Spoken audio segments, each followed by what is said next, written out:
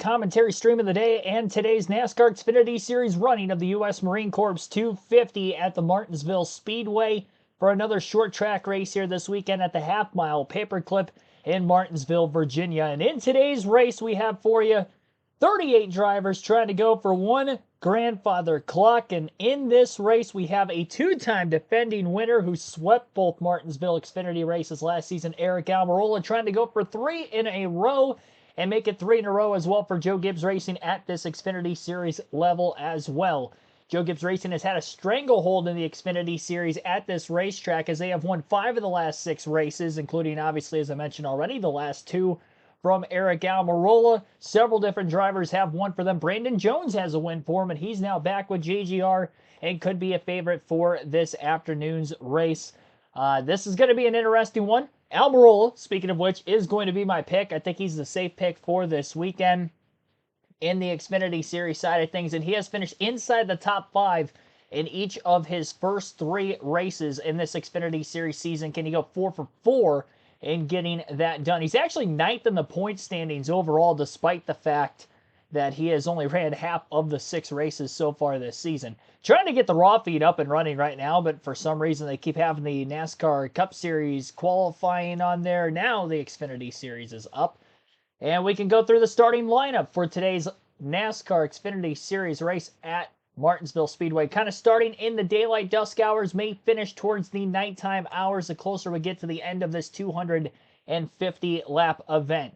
Connor Zilisch and Let me restart that. Connor Zilisch and Carson Kvapil on the front row for today's Junior Motorsports Day. Zilisch on the front row for the second consecutive week. Still trying to go for his first career oval win. Carson Kvapil looking for his first win overall in the Xfinity Series after a slow start by way of race finish results in the early going of 2025. Both the RCR Chevys will line up behind them in row number 2 of Austin Hill and Jesse Love, and in row number 3, Harrison Burton with Justin Allgaier. Allgaier, a one-time Xfinity Martinsville winner. He's the only driver that was not a JGR Toyota to win in the last 6 events here.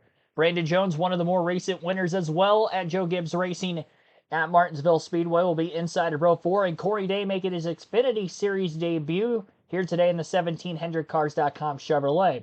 Daniel Dye with Sammy Smith will line up in row number 5, rounding out the top 10. And row number 6 will be Taylor Gray and Dean Thompson. Ryan Sieg, William Sawalich in row 17.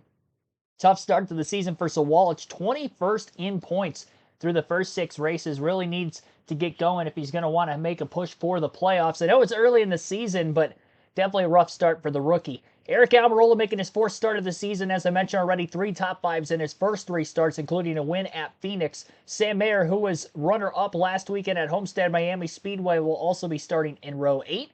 Behind them in row number 9 will be Anthony Alfredo alongside Sheldon Creed. Trishan Eckes, Nick Sanchez starting deeper in the field in row 10.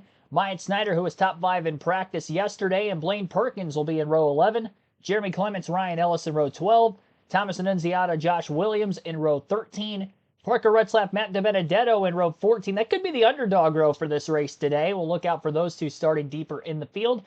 Brennan Poole, Chris Wright will be in row 15. Mason Maggio, Brad Perez in row 16. Row 17 for Patrick Staropoli, who ran the truck race last night, alongside Garrett Smithley. And then Kyle Sieg, Greg Van Alst, row 18, rounding out our 38-car field in row 19. Carson Ware and Jeb Burton bringing up the rear of the field. Thank you all for tuning in for the early going of this live commentary stream. All 250 laps, obviously, right here on the channel. And we have live commentary streaming every NASCAR race weekend for Truck Xfinity Cup races, as well as Cup practice and qualifying. Wrapped up our Cup practice qualifying stream a little over an hour ago. Congratulations again to Christopher Bell for qualifying on the pole for that race. And also congratulations to last night's Truck Series winner, Daniel Hemrick, getting his first career win in that series. And we'll see what he can do through the rest of the season on the truck side of things. Halfway through the streaming this weekend, still 2 more races to go. Who doesn't love Martinsville Speedway? If you don't like Martinsville Speedway, then short track racing just isn't for you.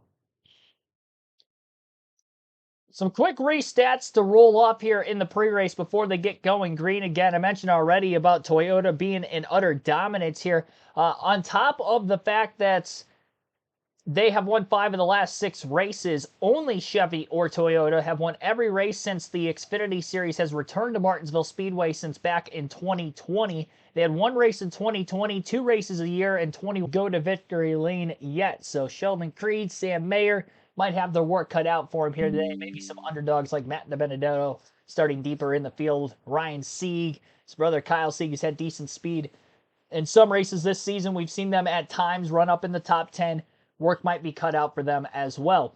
If you look here on Racing Reference as well, you will also see the amount of cautions that we have had so far. This fourth from the right category is the amount of cautions that we have seen at Martinsville Speedway in the NASCAR Xfinity Series. And as you see here, 14 of the last 15 Busch or Xfinity races at Martinsville have had 10 plus cautions. Each of the last 10 have had at least 10 cautions in this race. So what does that mean? We're probably going to see a lot of yellows here today. We actually had 10 cautions in the truck race last night, and I think we're going to see a very similarly styled race here today, where we're going to have a lot of yellows. Might get 1 or 2 long green flag runs in through stage 1, stage 2, but stage 3 is just probably going to be under pandemonium for the second consecutive day. A lot of young drivers here maybe making their first start, not only at Martinsville Speedway in a cup car, but maybe ever, depending on what their motorsports experience was prior to breaking into the NASCAR ranks. Our stage splits today will be 60 laps in Stage 1 and Stage 2, making up 130 laps just over the second half of the race for Stage 3. Over 100 laps that these guys and teams can go on a full fuel run. So I definitely expect that we will probably only see maybe even 1 stop in this race today, depending on what the tire fall off would look like. Some teams will try to make it on 1 stop for fuel purposes.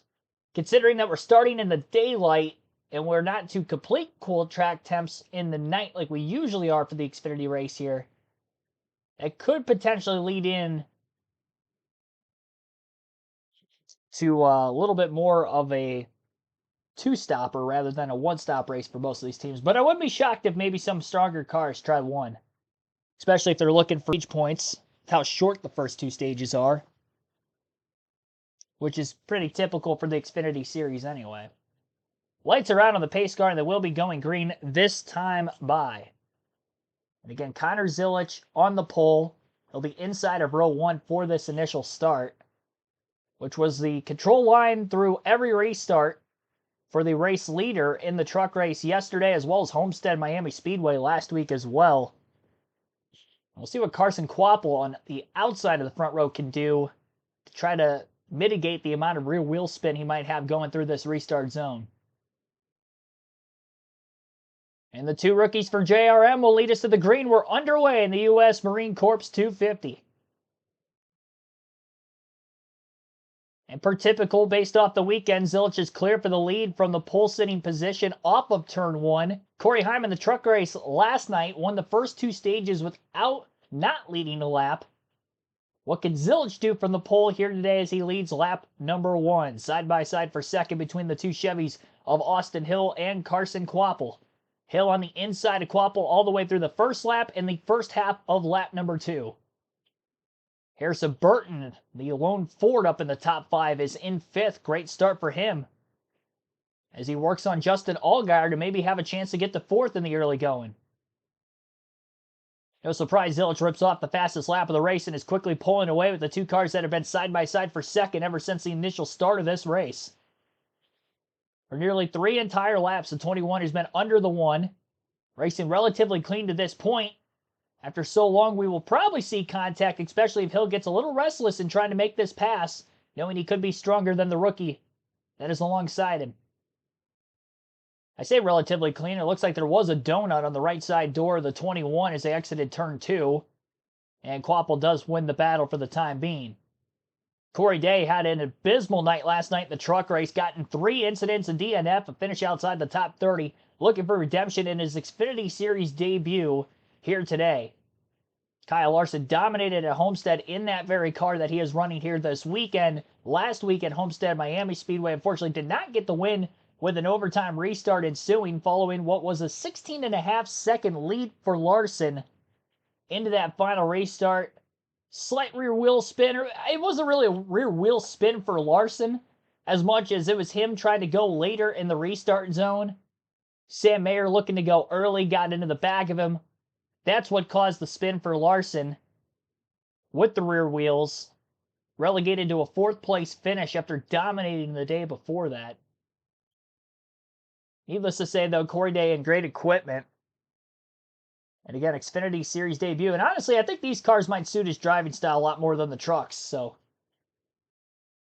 we'll keep an eye on him. So Zilich already a 1.6 second lead over his teammate Kvapil. 1.9 seconds back to Austin Hill in third. Justin Allgaier 2.4 seconds off the lead in fourth. And then Brandon Jones in 5th place is 2.5 seconds off the lead. That's the top 5 in the intervals between them. Xfinity Series Dash for Cash is up for grabs. A $100,000 bonus for the 2nd consecutive week. Justin Allgaier got the race win and the $100,000 Dash for Cash bonus last weekend in our first of 3 races for the Xfinity Dash for Cash. Allgaier trying to go 2 for 2 as one of the participants again this week. It's the top 4 finishers of the Xfinity Series regulars from one week to the next. So is everybody that finished top 5 other than Kyle Larson last weekend, who was a Cup regular, not eligible for the Xfinity Dash for Cash. The other 3 drivers, along with Allgaier racing for that $100,000 today, will be Austin Hill, Sheldon Creed, and waiting for the leaderboard ticker to go off. I had it there for a second. I don't want to get it. Sam Mayer, of course, who finished 2nd. So again, Austin Hill, Justin Allgaier, Sam Mayer, Sheldon Creed are the 4 going for the $100,000 here today. That obviously came down to that final restart as well. Sam Mayer would have won the $100,000 last week had the race finished under green without an overtime restart in those closing laps. Cole Trickle lost one. Thanks for tuning in. Sid Vick, Dale Campbell, Bam Hall, William Wiley, Rainsfall XXI. It's a Roman numeral that I don't know off the top of my head, so I apologize for that. I'm not great with those. I'm good with numbers, but more on the English language side of things.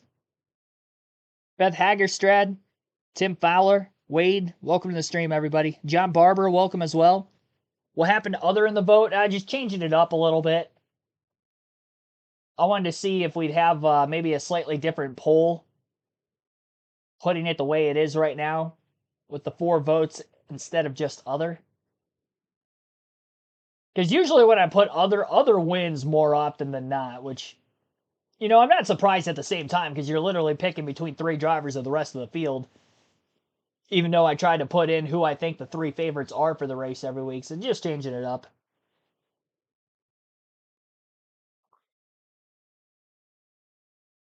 It's not going to be a permanent thing. I'll probably kind of bounce back and forth, depending on who all I think can be strong competitors for the win. And those were my 4 favorites coming into this one here today. Brandon Jones on the move, though, in the early laps. He passed both Justin Allgaier and Austin Hill to get to 3rd place. Mentioned JGR dominating the last few years here at Martinsville, both races, spring and fall.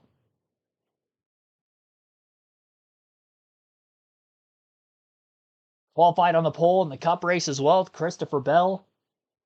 Short run speed is the big reason for why they've been as good, I think, in the Xfinity Series. We see a lot more cautions in this series, so not going to see as much tire fall off over the course of a long run because we're going to get a lot of restarts in there.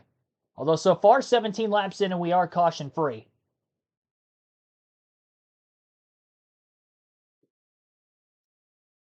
TV broadcast is way ahead of me. Yeah, there's going to be a 30-second delay on YouTube, and I do have... I might have lagged backwards as well. Let me log out, log back in real quick. It's very well possible that I had a little bit of a lag.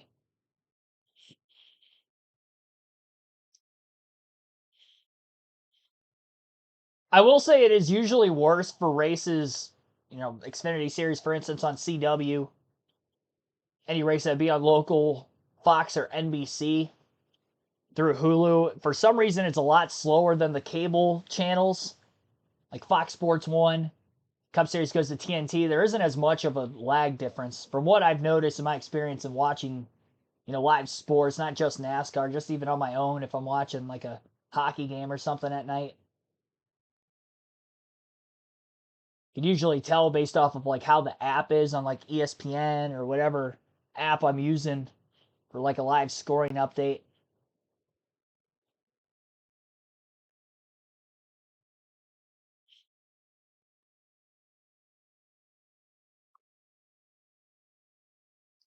Derek Booth, welcome to the stream also. Doing good, Bam. Probably not as tired as I should be today, but we're here. I'm upbeat, ready to go. It's Martinsville. How could you not be excited? One of my favorite tracks on the schedule. Definitely in my top 5. Always been a fan of the short tracks, especially Bristol, Martinsville. From the youth years to the adult years. Zilch still extending his lead over Quapple, but Brandon Jones has been the quickest car on the racetrack on a consistent basis. And he's still got over 30 laps to try to run down Zilch. He's currently battling Quapple for second on the grid. Again, only 60 laps in Stage 1. And even in the Cup race tomorrow, Stage 1's only 80 laps. A very quick Stage 1 across the board for this weekend. Stages are always quick in the Truck and Xfinity Series just because the races are around half the length on certain tracks, especially compared to the Cup race. Other didn't qualify. Other failed to qualify for today's race. Yeah, Hemrick got the win last night. Did the backflip. I honestly forgot that he does a backflip after he wins. We only saw it one other time. Unless you might have watched him in his K&N and ARCA days, and he was probably doing it a little bit more. But usually don't branch off and watch those series. More so now than I used to. I know growing up, I never really watched K&N at all. Even ARCA from time to time I barely watch, but I definitely try to catch more of it now. More availability to do so, I think, is the big reason.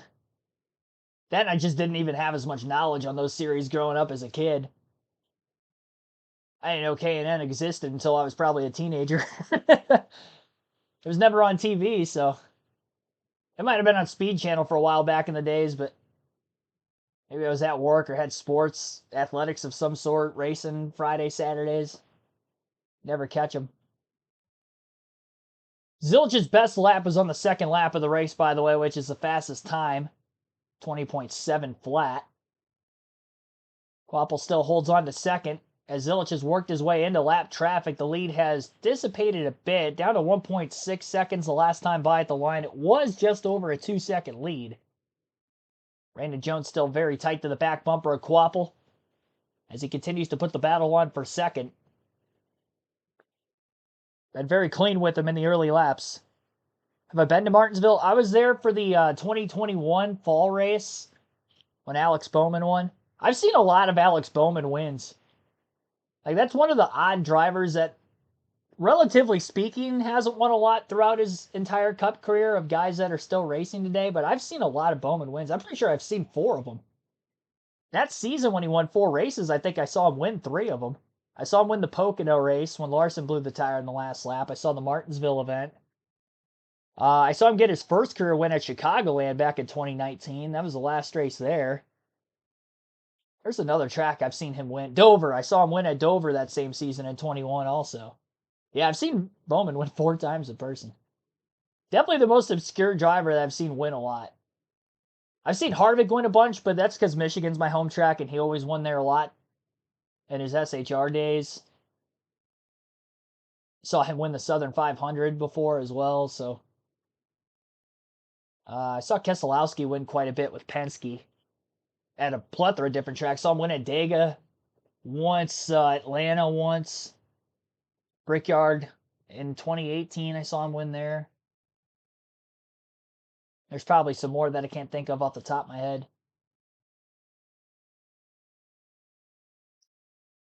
All right, back to a 2-second lead. So yeah, Zilch started to let those 2 cars behind him creep in just a bit when lap traffic was heavy. Now he's got a lot of clean air, open space to run.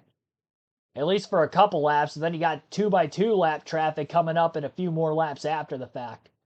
And I think that is where you're really going to see Quapple and Jones start to creep in, would probably be on the other side of the commercial break that is currently airing on the CW. Yeah, one lap, half a second quicker. 21.583 for Quapple to Zilich's 22.023. Saw that coming. Zilich definitely caught those lap cars a little sooner than I thought he was going to. And this is where a rookie who has never raced here at Martinsville before is really going to struggle. Is getting through lap traffic when he has a fast enough race car. We haven't seen that before. Probably could have expected Zilich to be a competitor for the win today coming in. We've seen road course racers in the past run very well at Martinsville. AJ Allmendinger in the Cup Series had a couple of top 5 finishes, a couple runner-ups, in fact, back in the mid and early 2010s. Shane Van Gisbergen, as I mentioned during the qualifying stream earlier, that he finished 12th in the Cup race last season at Martinsville Speedway. So Zilich here in his Martinsville debut in the Xfinity Series, having a good run, qualified on the pole, top 5 in practice, and he's led every lap from the pole so far through 40. 20 to go, stage 1. And it's flying by as we're still a little less than 15 minutes into the race. Clean and green thus far. But again, that stat we dropped in the pre-race. Had 10 plus cautions in a Martinsville Xfinity race. 14 in the last 15 times. And each of the last 10.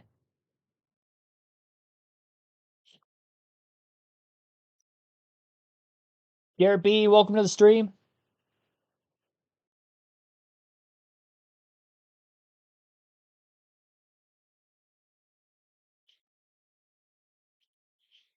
Harrison Burton still holding on to a top 10 spot, although he's moved backwards after getting to 5th on the initial start. William Sawalich is up to 8th. Dire need of a good run, 21st in points. Point standing scrolling across the top of the screen.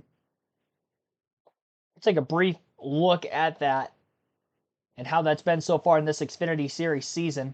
Justin Allgaier, our current points leader, also has the only driver in the field with more than one win. And that would be of Xfinity regulars and Cup regulars as well. So 2 wins for Justin Allgaier. None for Sam Mayer, who sits 2nd in the standings, moving up a spot after last week's runner-up. Jesse Love with his win at Daytona, excuse me. 2nd win.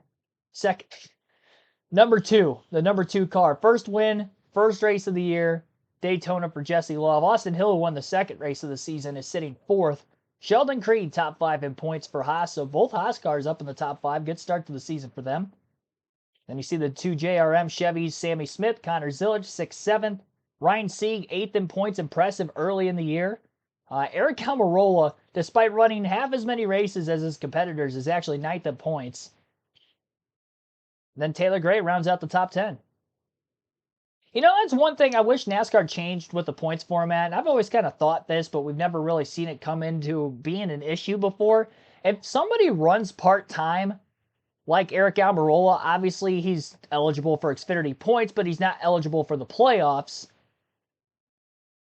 Why isn't he eligible for the playoffs? I feel like if he makes the top 12 in points, which is the criteria to make it, I can understand, not a win and you're in situation when you're running part-time because you can only run 12 races, for instance, and get in. But if he runs 18 of 26 regular season races, let's say, and he's top 12 in points, I feel like he should be eligible for the playoffs. Like, even though he didn't run the full season on points, he is better than 3 of the drivers that qualified in or would have otherwise. And I'm surprised that they haven't changed that rule. I mean, we've seen this playoff format in place since 2014. Xfinity Series, Truck Series side of things, I guess we technically haven't seen it since 2017. But even still, I mean, that's 8 years. This is our 9th season of which. Again, I don't think we've ran into that issue before, but Almirola's 9th in points, running only 3 races so far this season. And he's off to another good start today after qualifying 15th. He's up to 6th, so he is definitely on the move. Brandon Jones got the third pretty quickly, then plateaued when he got stuck behind Carson Kvapil. He got underneath him for a brief moment. Ever since then, he's still been within a half a second of Kvapil for second place, but hasn't been able to make the pass.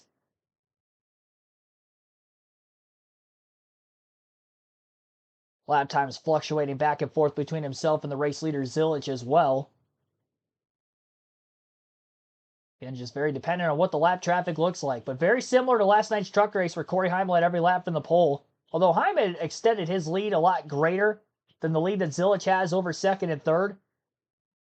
So by way of competitiveness, I don't know that the 88 is that much better than some of the other drivers that are in the top 5 around him, but definitely good early on. Beating and banging going on in the battle between Eckes and the 16 and the 18 of Sawalich. And just inside the top 10 as those two battle actually for 11th. Sawalich fell back a couple of spots from where he was running a couple laps prior. Eckes got quite a bit sideways after that contact right around the door side of the left driver's side area of the race car. Justin Allgaier still the best of the 4 Dash for Cash competitors in 4th. Austin Hill in 7th.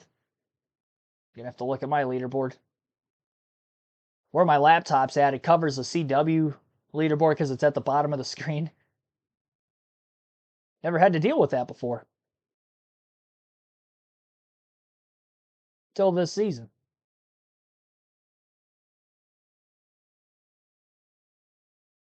Sheldon Creed is in 17th, and Sam Mayer has fallen all the way back to 20th. Although he didn't qualify particularly well, he was 16th. He was top 5 in practice, though. Fired off good out of the gate. Definitely seems to be struggling on the long run. And again, Ford has not won in each of the last 9 races since the Xfinity Series came back in recent years from 2020 onwards. So their struggle is definitely big. And speaking of struggle, Corey Day's struggles continue. Caution's out for the first time.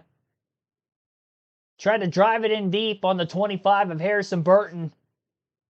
A little too deep, and as he carried too much speed on entry into the corner, he basically hooked himself along with Harrison Burton into the wall. And I don't think Harrison Burton's very happy. He's catching up to Corey Day under the caution.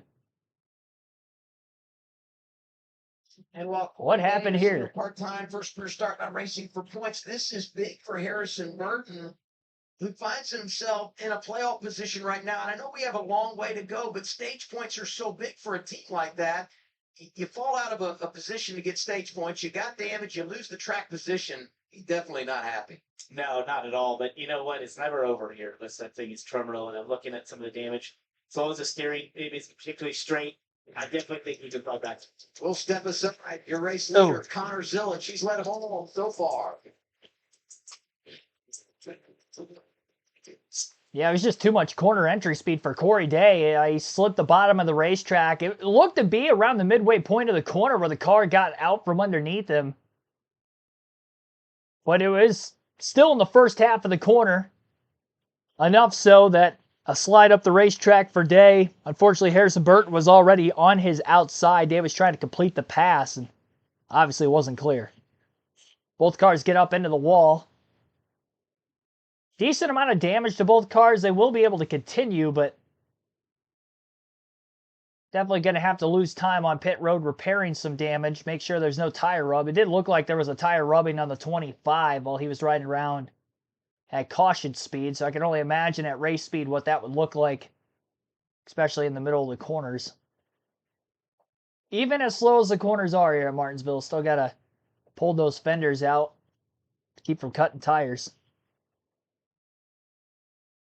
So under caution for the first time today after just over a 50-lap green flag run to kick things off. Connor Zilich from the pole has led every lap so far as he continues to lead. Carson Kvapil is second, Brandon Jones third, Justin Allgaier fourth, and Eric Almirola rounds out our top 5 at the time of the yellow. Not sure if they're going to get a restart in here before the end of stage 1. This might end the first stage under caution.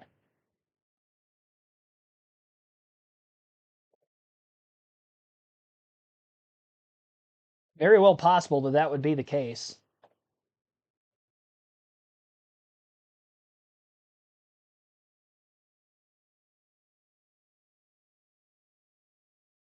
Yeah, Corey Day's had a rough weekend. He had 3 incidences last night in the truck race. Most of those were his fault.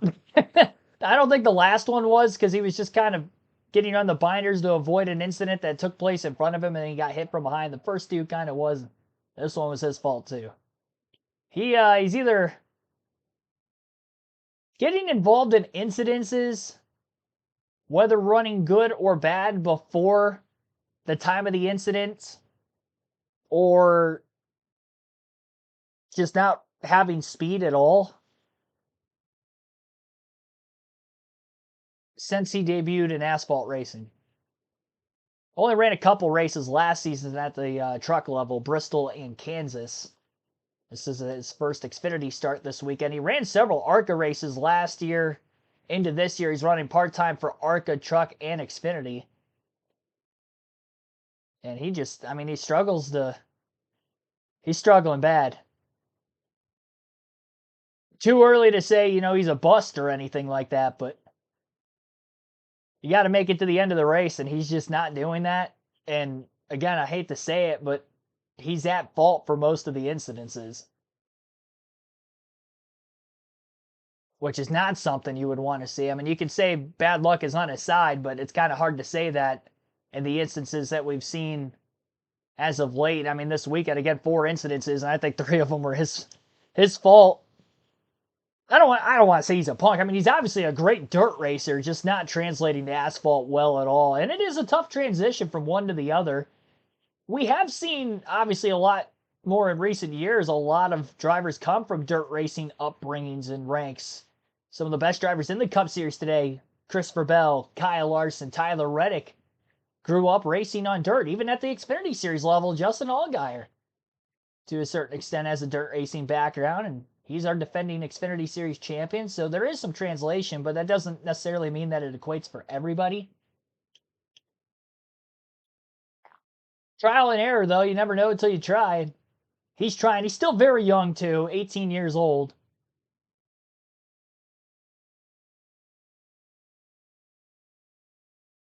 It just stinks that Harrison Burton, taken out after qualifying up in the top 10, was still running there at the time of the incident, looking for stage points.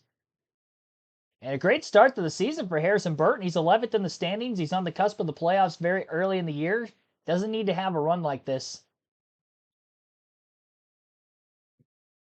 So stage 1 did end under the caution. Connor Zilic gets his first stage win of the season. In that stage said that he was snug in the center, and that was one thing to be lap 3 on exit. Andrew Overstreet, the crew chief, will make an air pressure adjustment, 4 tires and fuel. Connor's in the seat, 1 lane for stop at his box in that 80 car. He said it fired off really good, then started to get a tiny bit tight down through the rubber. Marty Lindley, the crew chief, has preached clean stops and no mistakes on pit road. As we see Brandon Jones in that bright yellow Menards Toyota, stall. He can't roll through the rubber. They did make an air pressure adjustment to help on the long ride. As we watch the race on Progressive Pit Road coming up, we've got stage 2. Brandon Jones wins the race off of pit road, getting 2 spots, up 2 for Allgaier, down 2 for the stage 1 winner there, Connor Zilic. So this will be the first time he will not be in the lead today. Again, lost the race off of pit road after leading every lap in stage 1. Again, first stage win of the season for Zilic. He does have a win, so it'll be 6 playoff points total on the year for him as we run through the middle portion of this race. Just over 60 laps complete. JB and the PA Motorsports Fan 05, thanks for tuning in. One thing that can be said about Day is that he's got a lot of talent but needs to tone down the aggressiveness a little. Yeah, I mean, and that's the case for a lot of young drivers coming up. I will say one thing that I think is a detriment to him that I've seen personally is he does have good raw speed. He qualifies well. I mean, he qualified top 10 today, and he's never been at Martinsville or in an Xfinity car until this weekend. There is raw natural talent there. I do agree, even on the asphalt rank. So there is room for improvement. I think the one thing he struggles with the most is the fact that it's a long race. You know, in the dirt racing world, your main events are 30 to 40 laps most nights. And it's haul the mail from the word go. That's not the way NASCAR works. These races are longer. a lot of the tracks, especially at the Xfinity Series level, because we see more tire fall off. The cars don't handle as well as the Cup cars and the Truck Series cars, that you're going to have your tire fall off, and you got to be able to manage that over the course of the whole run. Him qualifying on the pole in the Truck Series race at Vegas, I think very much the same way. Even though it's the Truck Series, still got quite a bit of fall off at a track like Las Vegas. He's got the raw natural speed to put that baby on the pole for one lap. That's that before, and he goes straight back every time. And really, for that Vegas race, I don't really remember him running in the top 10 much outside of stage 1, which is, again, because he qualified on the pole. And once he fell out of the top 10, he was never really there. And I think he actually got in an incident that race, too.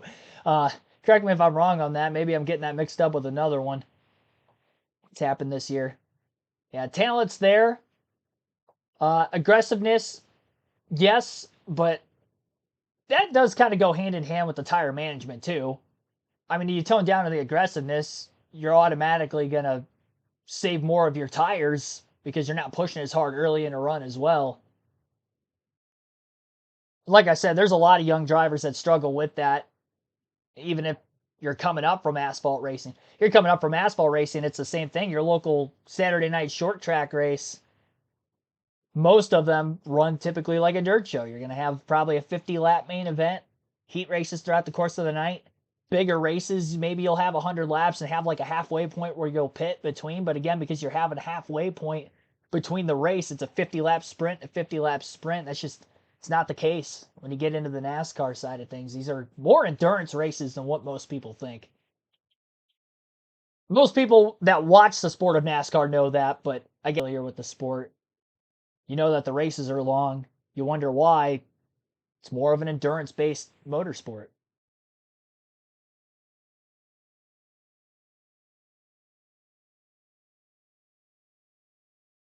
Jeremy Granger Jr., welcome to the stream. I don't think I shouted you out yet. Lourdes Roman, welcome. Put money on Harrison Burton today. Oh, gosh. Oh, no. I didn't see that comment before that incident. Yeesh. Well, he's got a long time to turn it around. I don't think he's got race-winning speed, considering he was dropping back after qualifying well. I mean, he was still in the top 10. I think he can have a good day. Stay out of trouble going forward. I'm sure this is going to be far from the last caution. You know, we've had 10 plus in 14 of the last 15 Xfinity races here. We had 10 in the truck race, so I felt like that kind of set the precedent. Although stage 1 almost caution-free. That last yellow ended the stage. And again, Brandon Jones will be the leader on the restart after winning the race off of pit road. So he will be at the point inside of row 1. Justin Allgaier, who's the only Dash for Cash competitor in the top 5, will be second. Zilich third. We'll see what Jones can do with the clean air advantage. Seen some blistering in some of the tires on pit road. What happened to Burton? Burton got in an incident. The hands of Corey Day. Cause of her only caution. Green flag back in the air. Good restart for Brandon Jones. Really rolled the middle of the corner well. Great launch off turn 2. And that leaves for the 88 to get to the inside of Justin Allgaier for second. Zilich looking to get at least one of his 2 spots back that he lost on pit road. Had it at the start-finish line that last time by. 3 wide, a little further back in the top 10. Eckes gets off of the outside lane 3 wide. Now he's outside double wide with the 8 car of Sammy Smith underneath. Zilich is clear, by the way, on the 7 of Allgaier. A little further towards the front of the field. Fastest lap of the race set by Brandon Jones that last time by, a 20.655, a few hundreds quicker than Zilich's fastest lap from lap 2. Zilich has also ran his fastest lap of the race. On that same lap as Jones from the second place position, though, it was a 20.685.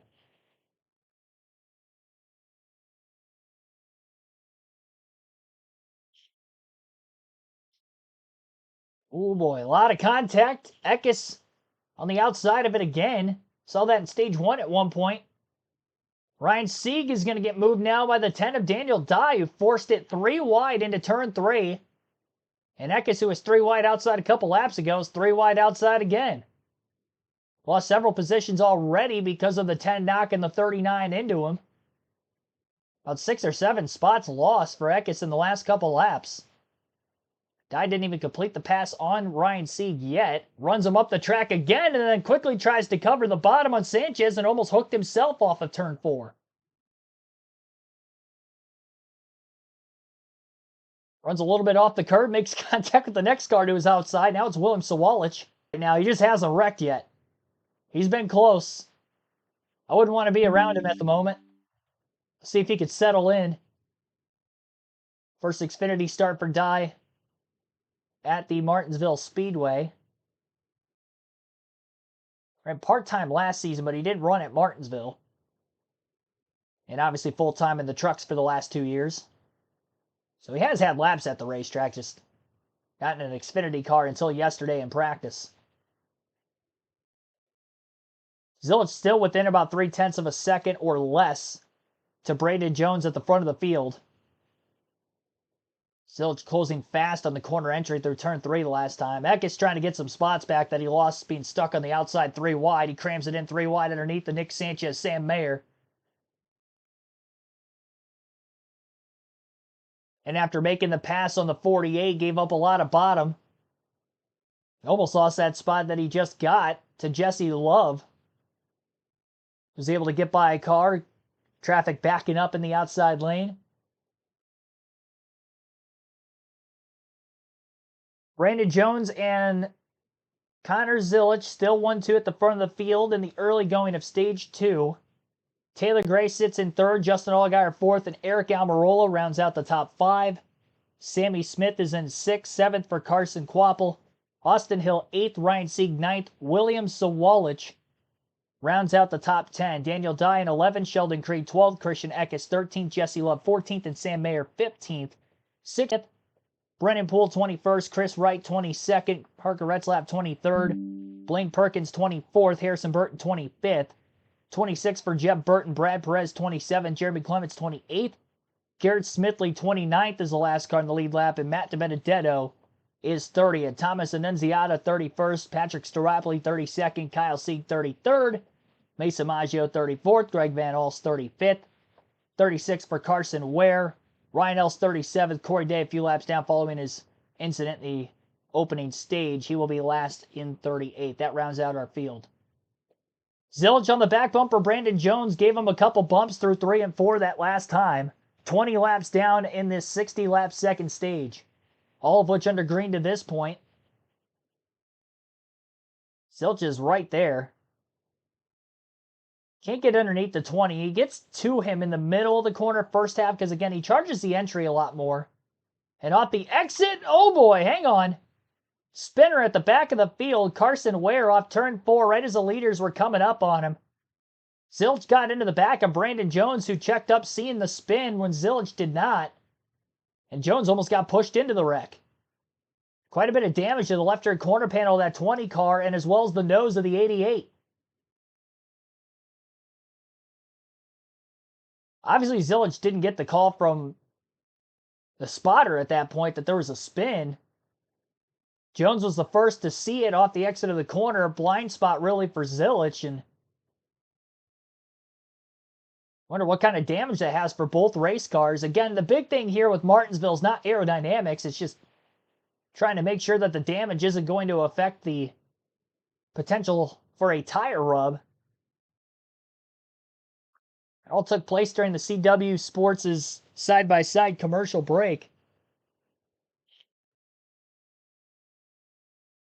Wait for them to come back for full coverage, and we'll take our first break of this live commentary stream. For the meanwhile, you're listening live to the NASCAR Xfinity Series at Martinsville Speedway for the U.S. Marine Corps 250.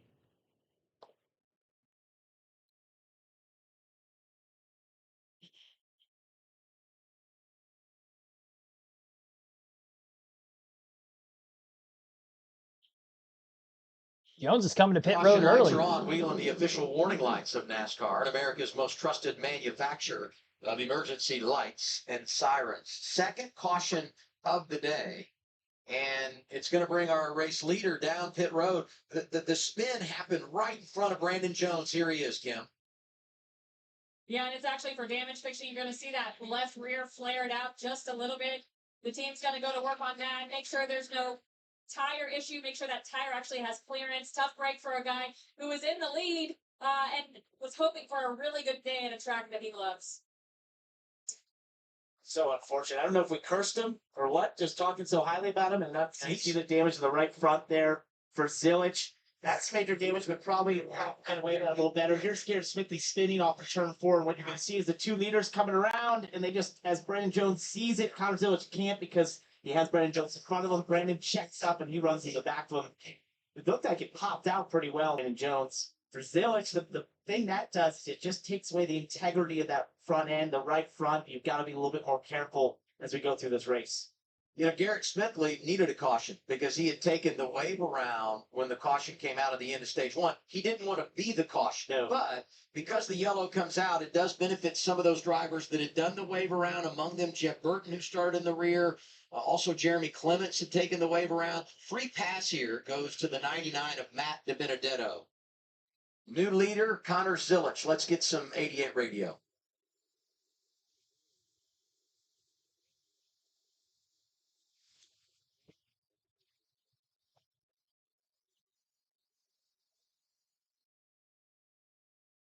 And so after he sustained that damage, Marty Lindley, the crew chief, asked him to move the wheel back and forth. You saw him swerving just to make sure that that fender's not on the tire. Connor said it felt okay, so Marty elected to keep him out. You see Marty Lindley there on the left side of the screen. He did remind his driver, though, that's it, though. You cannot use the right front to bump anyone after that. Right, Kim, and that's a great point. It's just you remove that integrity of the front end. So you kind of use your mulligan in terms of using the bumper here. And right now you see the 14 spun one more time. And now you're just going to see the 88 just gets right into the back of the 20. And like he said, he was basically at his bumper for the last couple of laps. He was bumping Brandon Jones in the center of the corner and really was getting close to making that pass. There was no way he could have reacted because he couldn't see that the car was spun out. I know lap traffic is a thing here, and sometimes you need to move a lap car to get around, but as long as you're leading, I mean, you don't have to worry about moving anybody out of those, right? Martinsville. Zilich leading Taylor Gray, Allgaier, Almirola, Sammy Smith, the top 5. Next Saturday, it's the premiere of Grand Slam Track from Kingston, Jamaica. The top names in the game collide in a high-stakes battle with over $12 million on the line. Catch the biggest stars and the fiercest rivalries all on one track. This is where legends are made. Grand Slam Track from Kingston, Jamaica. It's next Saturday, 6 p.m. Eastern, 3 p.m. Pacific on the CW. Looking at the rest of the top 10, Austin Hill, been somewhat quiet after qualifying in the top 5. He's 7th. Ryan Sieg's having a good day. You know, this has not been one of his better tracks when you look at the stat line, but he's in the top 10. William Sawalich has kind of been a yo-yo, but the rookie is settled in 9th. And Daniel Dott qualified in the top 10.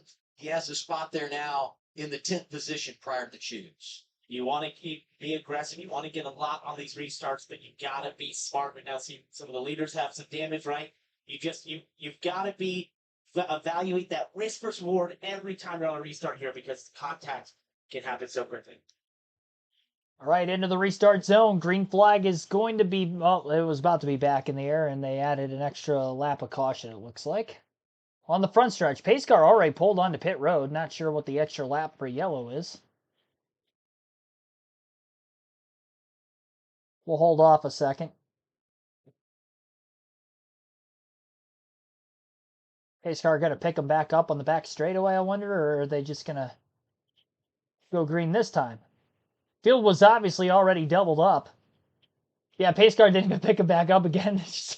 Telling them to pace themselves for another lap. All right, we'll try this again. It'd be hilarious if it was actually green the whole time. Pulling them all. In actuality, green flag is now back in the air. And Connor Zilich trying to take care of business with his teammate at Junior Motorsports Justin Allgaier to his outside. Taylor Gray now the highest running Toyota after the damage to the back of Brandon Jones's race car. Gray charges the entry. Actually made a little bit of contact with the back of Zilich getting into 3. Zilich has not been able to clear on that 7 car yet. It's been great on the short run so far, but a little bit of a heat cycle in these tires. Nobody hit pit road during that last caution at the front of the field other than Brandon Jones, who again had the major damage to the left rear.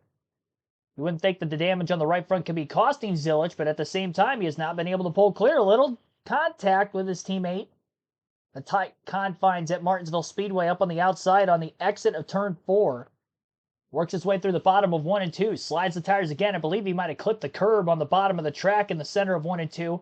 And that's going to give leeway now for Allgaier to clear into 3. Bottlenecking the bottom now as the 54 of Gray kind of got sandwiched between the back of the 88 and the front bumper of the 8 behind him.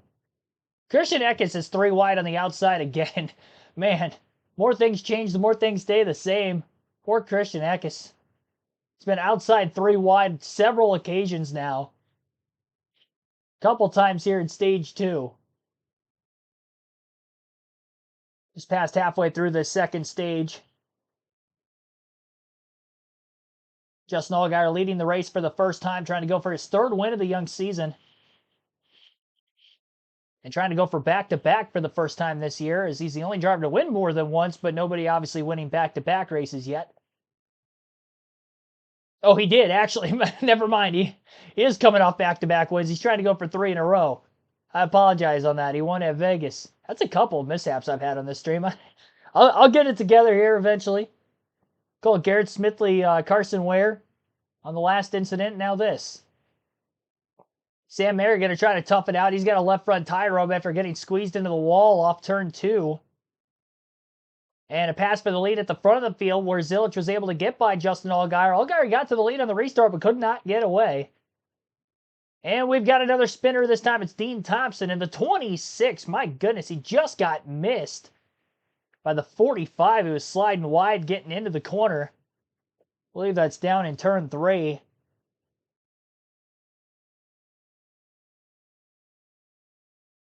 Car wide. Sitting backwards. Another car slides wide. Almost slid into him. Caution flag is out. Luckily, they were able to miss the spinning Thompson. 3rd caution of the day. Let's see here. Actually, 4th caution of the day. I had that right. I was looking up at the top here. It says 3.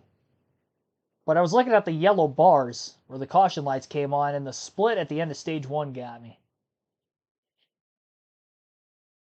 It's been a long day. I've been up since 4:45. It's okay. Power through with me.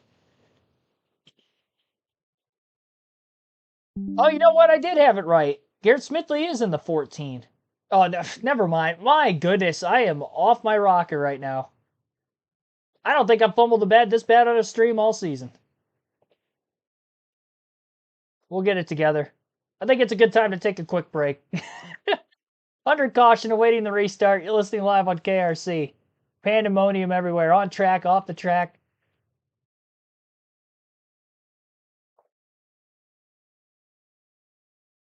My gosh.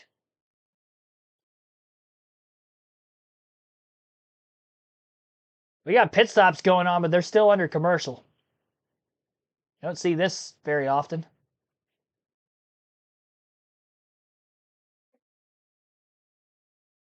A lot of drivers up towards the front of the field are on pit road, and this is probably so they stay out at the end of stage 2. Which would be very tight on the fuel window side of things. Interesting strategy call. Allgaier's in. A lot of drivers at the very front of the pack are pitting. Almirola's in. Sammy Smith is in. Taylor Gray. All those drivers were up inside the top 6 or 7. Jesse Love. Sam Mayer, who had the damage on the left front. No surprise that he's in. Brandon Jones back down for repairs again. So now he's caught back up with the drivers he was racing around with earlier, because they're all going to be at the back of the pack with him. So this caution's actually going to work out pretty well for Brandon Jones.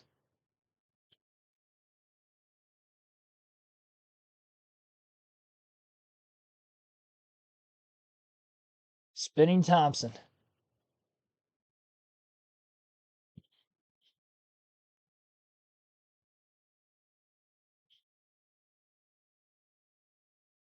Time for some Red Bull. I've never drinking an energy drink, but it might be a good time to try.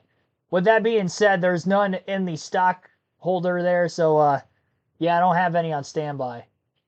I had a nice coffee when I got up this morning. I was a little slow getting up in the morning. I woke up throughout the day at work. I was wide awake, perfectly fine for the practice qualifying stream, and I think it's starting to catch up with me now.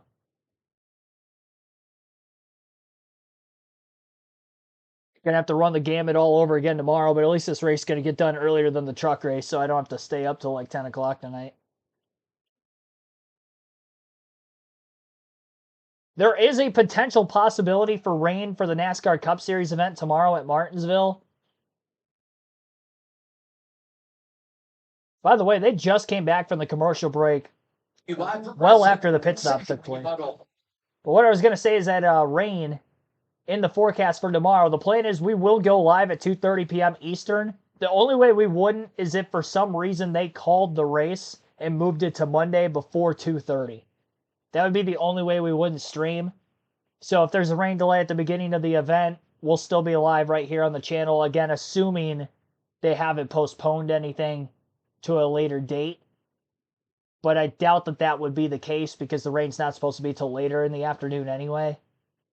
But just wanted to give a quick update on that. And I'll update you again at the end of the stream as well when conclusion of this race is upon us. You can't really make it to the end of stage 3, so for all these teams that are going to flip this stage electing to bet on the fact that we will have cautions. I think from what we've seen early on, that's a good bet to have right now. But definitely, split decisions here between some that are going to go for stage points and some that want to take the track position. So we look at another look back at the Sheldon Creed, Sam Mayer, and Nick Sanchez, and get off the score 3 wide, get into each other, and the two teammates get together. Sam Mayer got the worst of that, having to try and work on that left front and get the clearance. Mentioned the drivers have pitted, a few of them anyway. Allgaier wins the race off pit road. 17 drivers stay out. So that group that came down the pit lane is going to restart outside the top 15. Ryan Sieg did get a penalty in that cycle, so he's going to have even more track position to make up. And the 41 was Speed. All right, we're going to try this again here. We got about 19 laps to go in stage 2. Lap 102 of 250. Green flag back in the air. Zilich restarting in the lead. Quapple trying to get back into second where he qualified in this race and finished at the end of stage 1. Lost some time on pit road during the stops earlier. Stayed out of the pits there, got track position back, and now battles door to door with a little bit of contact through 3 and 4 with Austin Hill, the driver who he is battling with now. Zilich, after winning stage 1, trying to go out here and win stage 2 as well. And all the drivers that restarted further back in the pack, led by Justin Allgaier, who is just inside the top 20. Behind him, Almirola, Gray.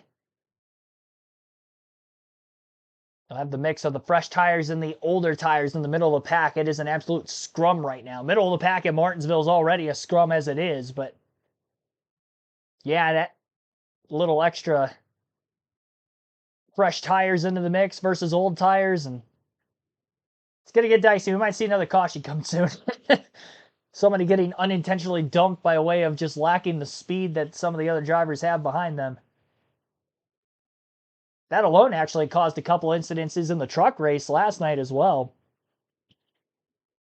Some of that slower speed was because of the slower lap trucks at the back of the field, but could see a similar instance here with that tire advantage and or disadvantage. Zilich already out to just over a 1 second lead on Quapple, who had to battle hard with Hill for second. Austin Hill has fallen to 5th. He now leads the 4 Dash for Cash drivers. The other 3 had hit pit road during that last caution, so he's actually the only one in the top 15 right now. Allgaier is still back at 17th and is still the leader of those that did not hit pit road, or that did hit pit road during that last caution. Daniel Dice cycled his way up into 3rd, race high for him. 3 wide middle of the pack. Harrison Burton on the outside of it now. Jeremy Clements sandwiched in the middle. A little contact from the car underneath. And that would be the Toyota of Eric Almirola. Jeb Burton in the 27, who started at the tail. Right there behind him. Burton started dead last in this race today. And if he can keep up with Almirola and Allgaier, we see a lot of these drivers that just stayed out of the pit during the Stage 2 break. He might be up towards the front of the field here shortly. Depending on what the strategy split is, because honestly, there is a chance we see a lot of the drivers who ended up staying out, stay out again anyway. I wouldn't doubt that. Clements gave Love a shot off of turn 4 that last time, and it only hurt Clements more than it hurt Love. He almost ended up sliding up into the wall, lost a couple spots. Love carried on like nothing happened. Wrong spot of the corner to make contact on corner exit like that. You want to get him first half of the corner, not necessarily the second half. Jeb Burton battling to the outside of Justin Allgaier now. He's done a great job getting to where he was on the outside of him. He was trying to use one of the slower cars in front on the older tires as a pick, with Allgaier getting trapped on the bottom. After trying to make the pass on the outside, now he's going to be the one that's stuck up there and ends up not only losing the battle to the 7, but might lose the battle to the car behind him as well if he can't get down to the bottom quickly enough. 8 laps to go in the stage this time by. Stage 2, that is. Zilich has dominated this race so far. 86 laps led. Although Heim didn't win last night's race. Ended up getting a tire cut on one of the late race restarts in the final just under 35 laps of that event. Still came back to finish 6th. But when you lead 149 at 200 laps, win the first 2 stages, start on the pole, you'd like to try to seal the deal. Unfortunately, just wasn't in the cards for him. This could have been avoided, but it wasn't his fault by any means. Avoided by the nature of the reckless driving around him, I guess. Now we may see here today in the Xfinity race. Already kind of have a little bit, but it hasn't gotten out of hand yet. I said that about the truck race because Stage 2 went caution-free yesterday, and then Stage 3 happened. Still well over 100 laps left. Over half the race remains. William Sawalich making a pass on Daniel Dye for 3rd. Inside the top 5. Again, another stage point on the line there. No surprise Sawalich stayed out of the pits. He needs stage points. Being as deep in the points as he is this early in the season, despite being in a JGR Toyota. Almirola getting by Austin Hill. And Almirola actually leads of the drivers that had hit pit road during that last caution. And Allgaier's been slipping backwards as this run has gone on. In comparison to Austin Hill in the 21 and the 19 of Almirola, who are on the fresh tires as well. They have now cracked the top 10, all 3 of them. So they're back in position to get stage points. I don't think they have enough laps to get up in contention for the stage win. They're well too far off the lead as well. Over 7 seconds back still. But Almirola's up to 6. He just got by the 11 of Josh Williams through 3 and 4. Hill's 8th, and then Allgaier is 10th. 2.8 second lead for Zilich over Quapple. 1 lap to go in stage 2. Oh, Retzlaff slides the front tires, locked him up big time, got into Austin Hill. Hill gets sent up the track, loses a spot to the 7 and maybe the 54 as well.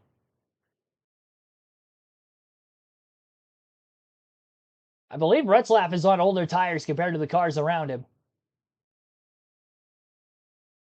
Now he's trying to do his best to hang in on the outside of the 7 without losing another spot. Almirola trying to get by Nick Sanchez for a position as well. Sanchez also deep in the points after a slow start to the season. Green white checkered flag in the air, and Connor Zilich will sweep stage 1 and stage 2 here today at Martinsville. Carson Quapple 2nd in stage 2. William Sawalich in 3rd. Daniel Dye 4th. Nick Sanchez rounds out the top 5 in 5th by a nose over Eric Almirola in 6th. Scroll down our screen here. 7th place Josh Williams. Justin Allgaier 8th. Taylor Gray 9th. Blaine Perkins 10th. And then the drivers just outside the top 10. Austin Hill fell back after that contact from Retzlaff. Ends up 11th in the stage. Sammy Smith 12th. Brendan Poole 13th. Sheldon Creed 14th. Brad Perez in 15th. Christian Eck is 16th. Brandon Jones up to 17th with his damage. Jeb Burton 18th, Jesse Love 19th, and Myatt Snyder will round out our top 20.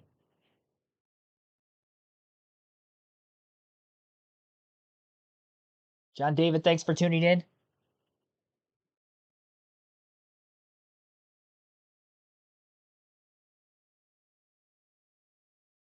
Comment, by the way, Janet.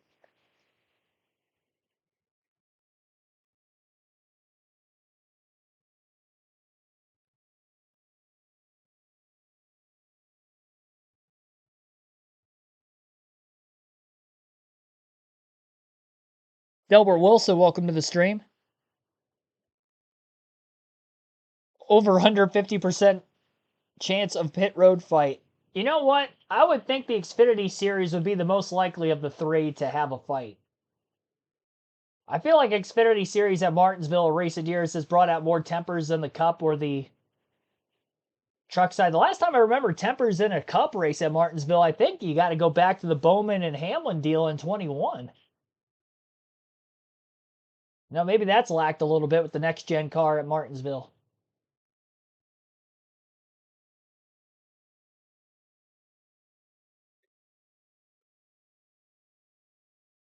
Ty Gibbs wrecking a teammate a couple years ago.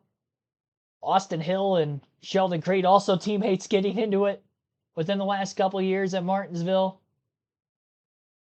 As more of an in-house team fight deal, more so than it wasn't a fight between Creed and Hill, but they were definitely upset with one another.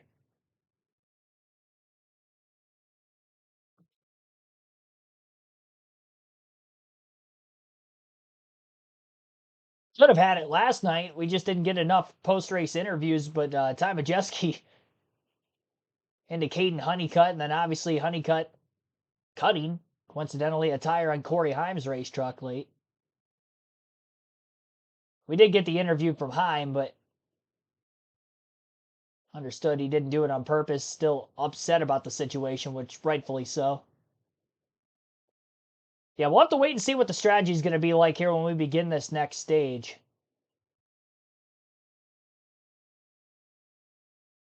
Halfway.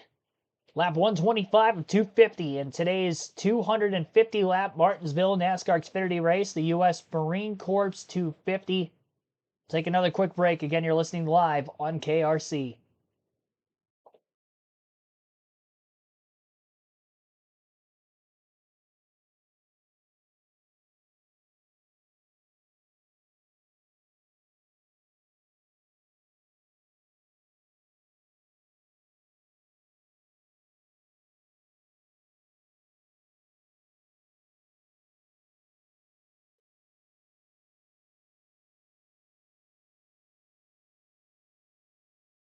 It is about time for the diecast showing. I'm waiting to see if we get any pit stops before that.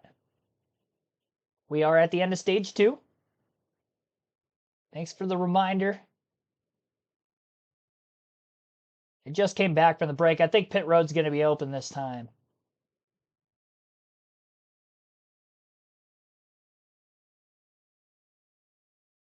And those who are going to choose to stay out are going to have about 19 lap older tires, which is how long that green flag run went from the last restart to the end of stage number 2.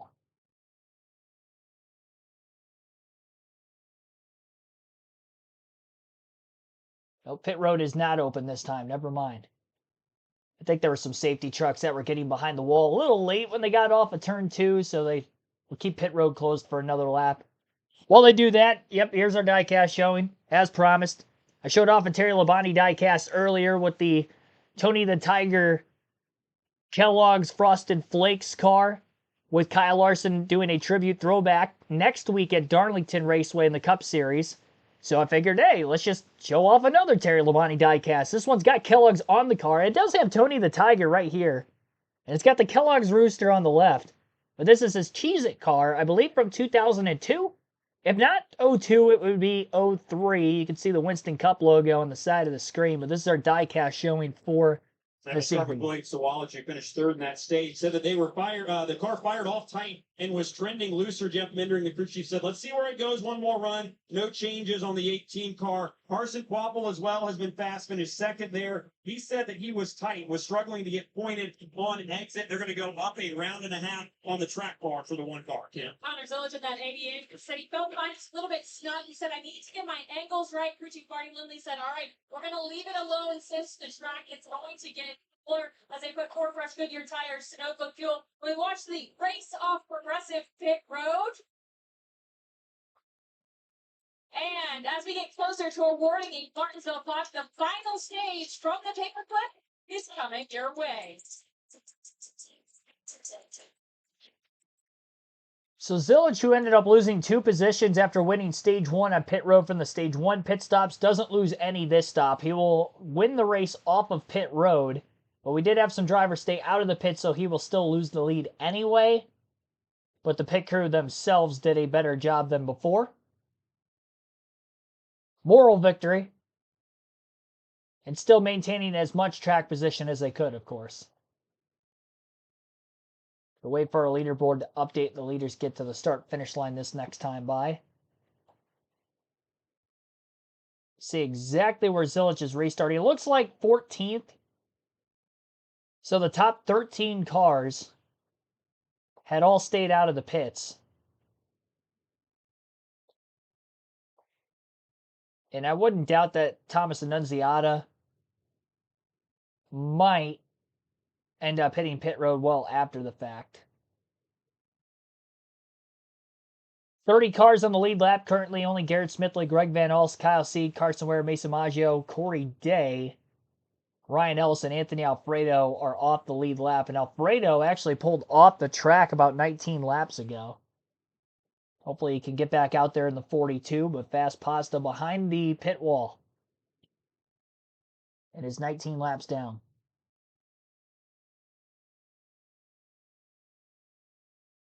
Cheez-Its coming out with Wendy's Baconator flavor. I had no idea about that. That's interesting.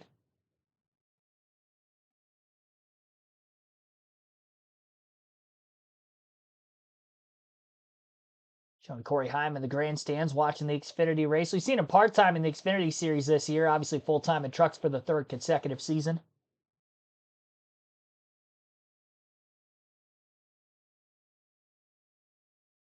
It's great. Yep, they're great.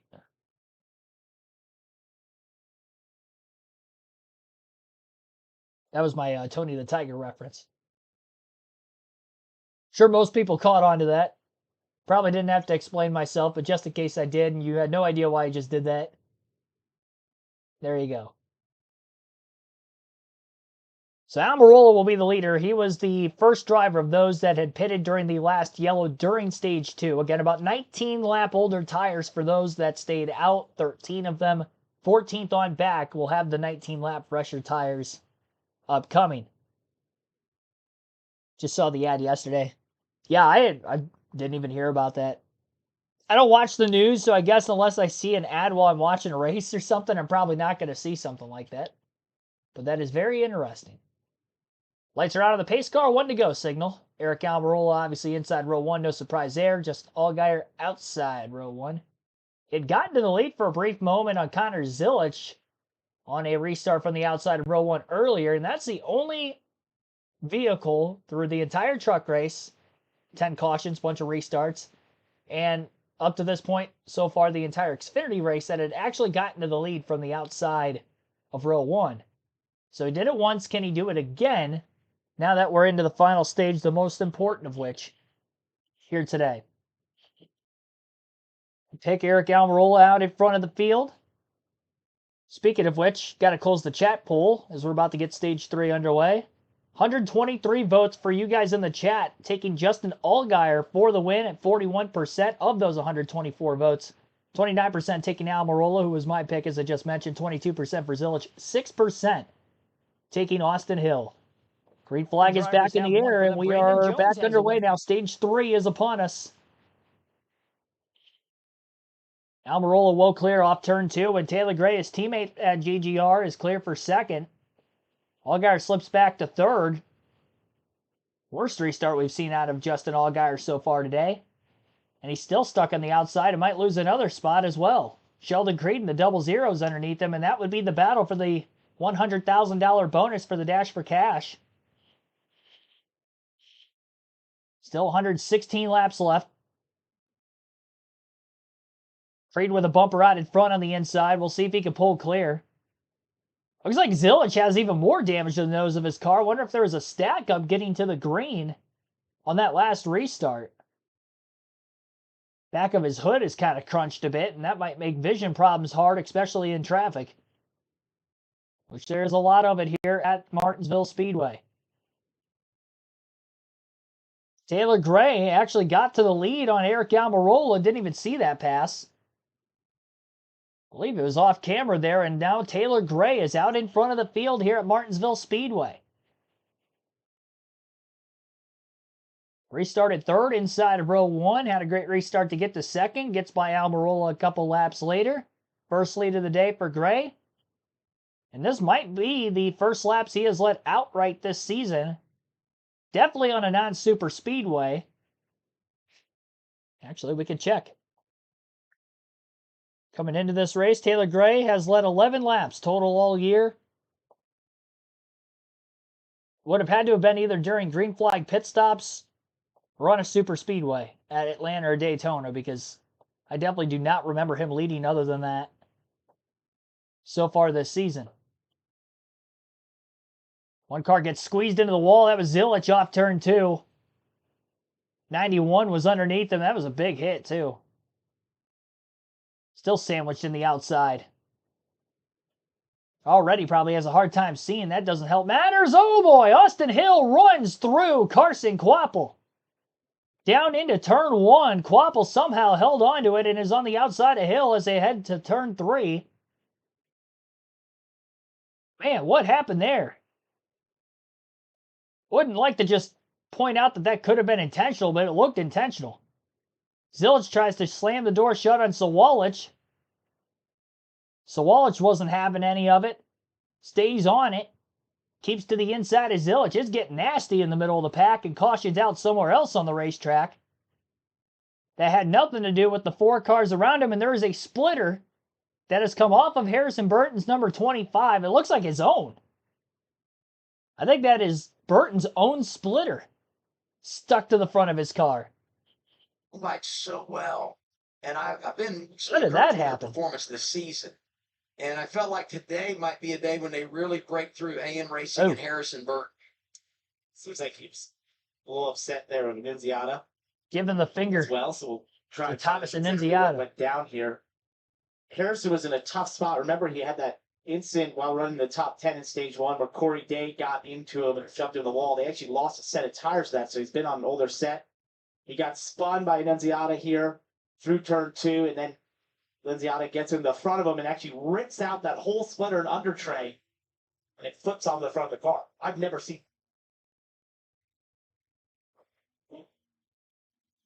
Riding with Garrett Smithley. And by the way, gets the free pass. Running 31st, he'll get back on the lead lap. We've had just enough cautions today to keep a lot of guys in the game. 31 cars on the lead lap. We're into the final stage. Just over 100 laps to go. Taylor Gray is your race leader. Cleveland caution lights on again. Not for this, but what about the speed? Sideways and move on. We still got over 100 laps to go. We've got tempers flaring right around the middle of the pack right now, and probably far from the last. I still cannot believe that Harrison Burton splitter's just kind of hanging on his car. I don't know how it became inside out the way it is right now. In the position it's in. I don't know that I've seen that before.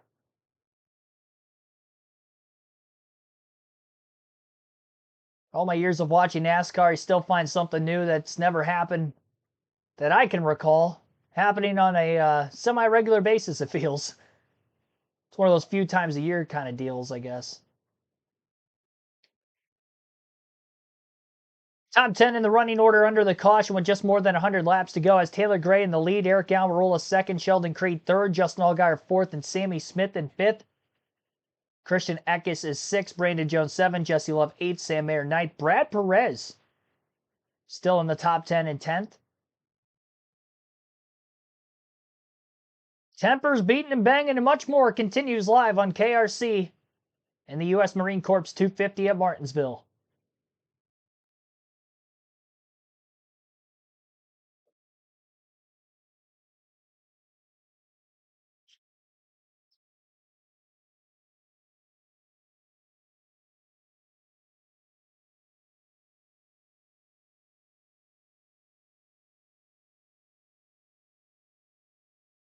It's getting gnarly.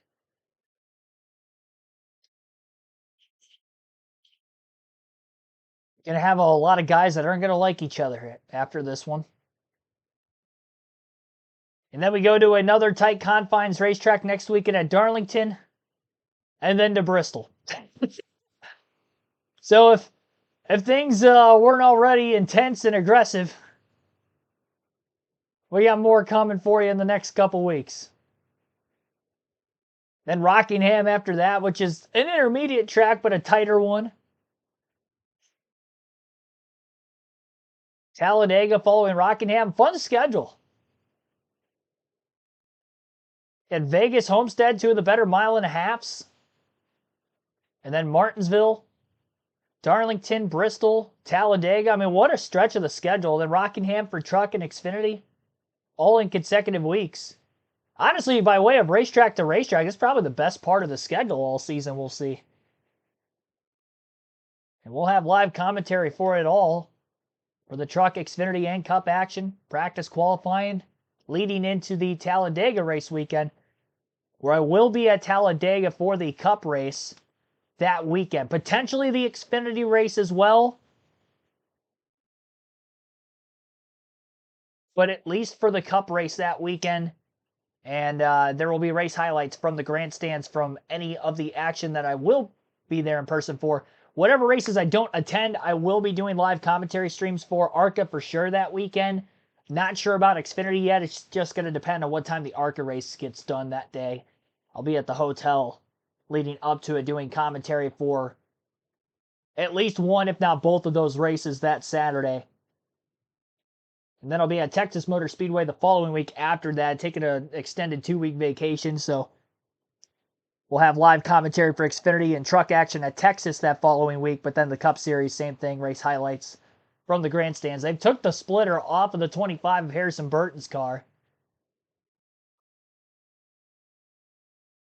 His dad came over the radio to congratulate him, but he also said he remembers it being rather clean compared to. Glad I'm not the only one stumbling on my recently. speech There were today. only 10 cautions that race, which sounds like a lot, but it's actually tied for the fewest we've seen in Martinsville in recent history. He, of course, was a part of the last caution that we saw with Harrison Burton. So let's take a listen to his radio right now.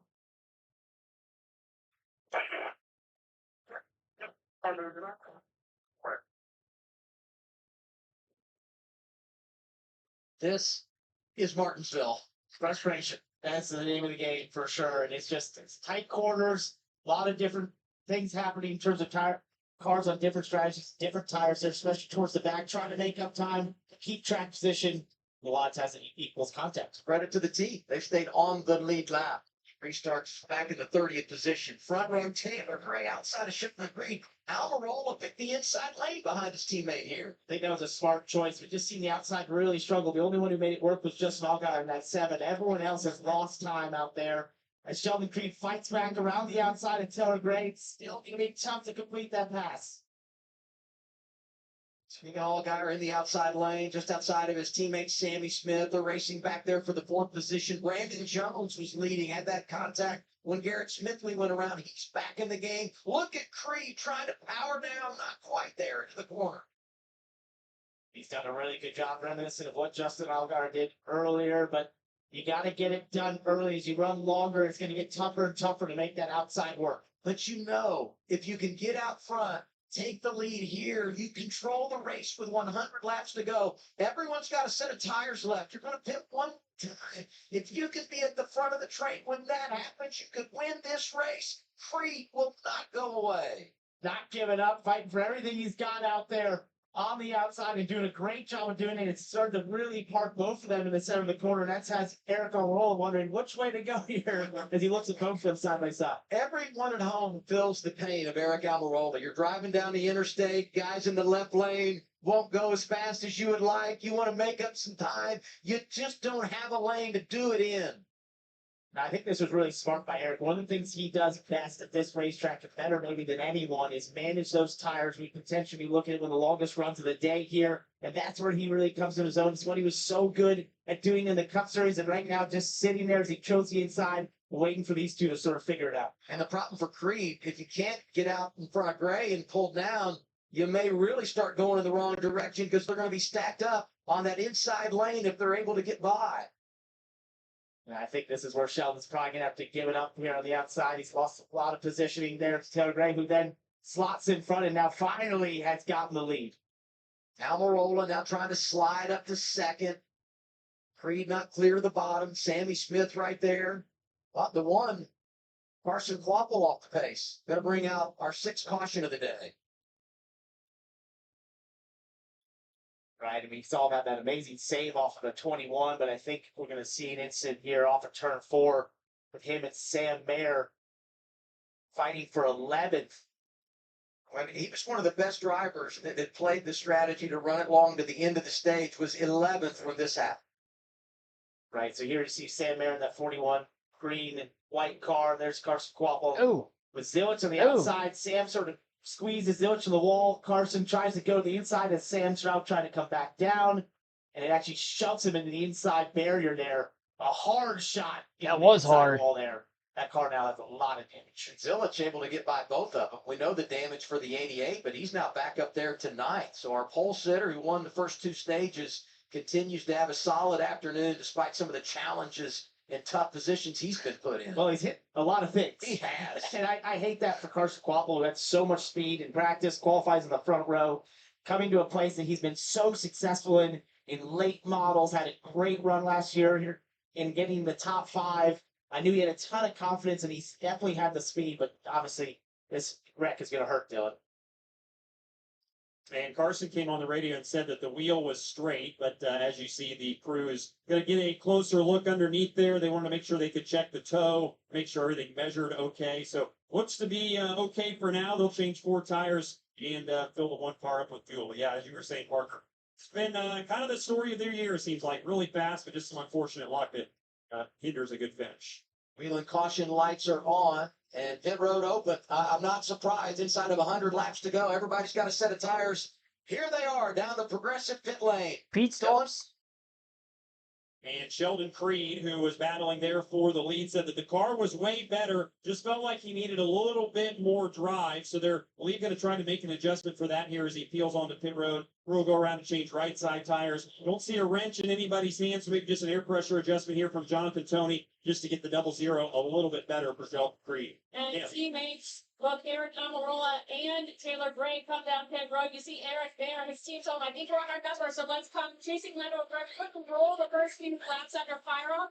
Get through his champion entries in the 54 there on the left. Just a little bit tick free. Then you take an air pressure adjustment. Was the race off progressive pit road. It was tight.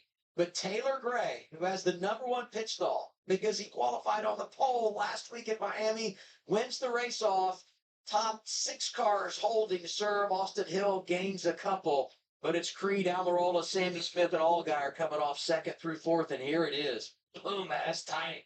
It's always tight quarters here, whether it's on track or on pit road. But you can't overemphasize how important this race is to take control in what should be your final pit stop of the day. Right, definitely will be for these, using that last set of tires for these guys.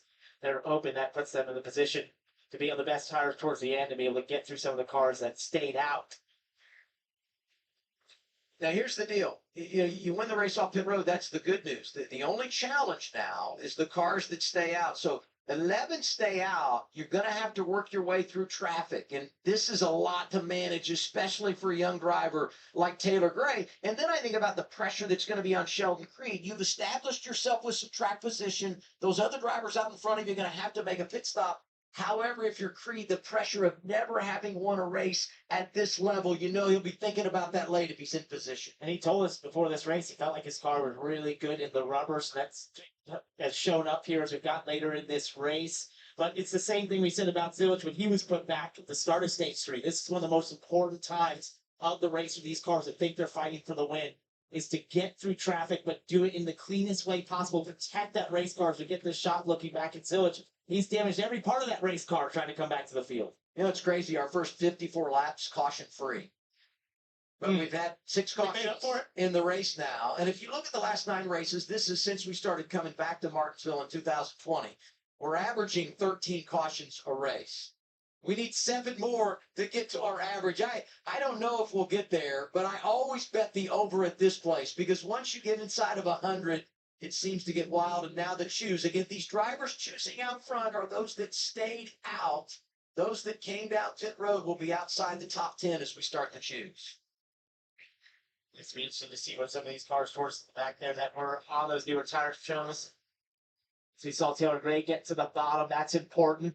Look at row 4, Patrick Starpoli. That's Dr. Patrick Starpoli making his first career start. He's an eye doctor. We've seen him in ARCA, ran the truck race last night, decided to do the Xfinity thing, partnered with Sam Hunt Racing. And he'll go back to Houston this week, and he'll be working with his patients. But it's great to see him moonlighting on the weekends, driving a stock car, and doing a nice job. In fact, 12 of the 13 drivers on this restart have never won in the Xfinity. He's kept on the lead lap. That's very impressive for Patrick here, and I know it's a really big moment for him to have this opportunity. Christian Eckes has some track position, won both truck races here a year ago. To his right, Myatt Snyder, who's been good over the years when he's raced at Martinsville. 90 to go.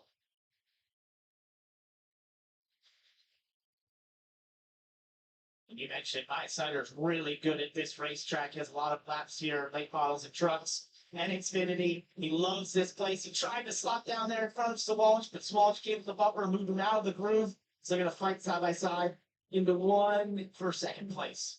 Really good restart for Eric Almirola, one of those drivers that made a pit stop. And all those guys back there from the 54 to 19008, these are drivers that have made their final stop. And racing the top position once everything cycles through. You got to be careful. Taylor Gray to the inside of the 99 of Matt DiBenedetto. You got to be smart, and that looked like a low percentage move, but it really wasn't. With his tire advantage, he was able to hold it on the bottoms. Those other two, Matt D and Chris Wright, were on the outside, forced up the track a little bit. Chris Wright got forced onto the third group, but allowed him to get through, and now he's in some cleaner track. And look at Sheldon Creed working around the 19. Again, all these guys really racing great position at the front. Once it cycles through, all guys are inside of Almirola. The 8 is Sammy Smith.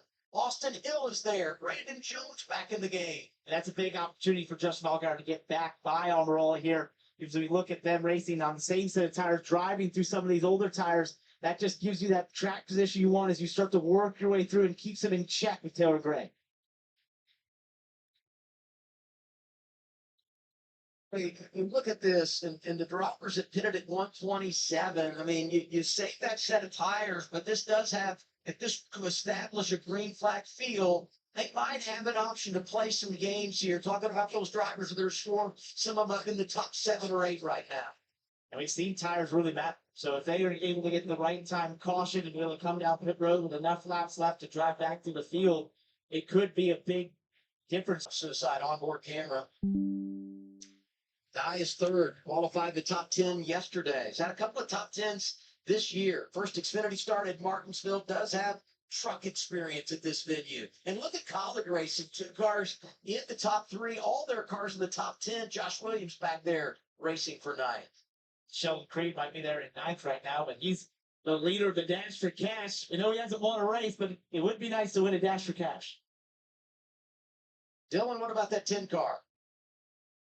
Yeah, this is really encouraging. I spoke to Daniel this afternoon, and he was pretty honest with me. He said, we were not good yesterday. I just feel like we laid down a pretty good qualifying lap. So if we can just stay wide enough and keep this track position, I'll see what we've got for the race, but I don't really feel great about it. So I think this is super encouraging for not only Daniel, but as you see there, all of College Racing. Christian Eckes has been fighting to get his race car a little bit better too. So even though they're on a little different strategy, this is a legit speed and confidence out of all of these race cars.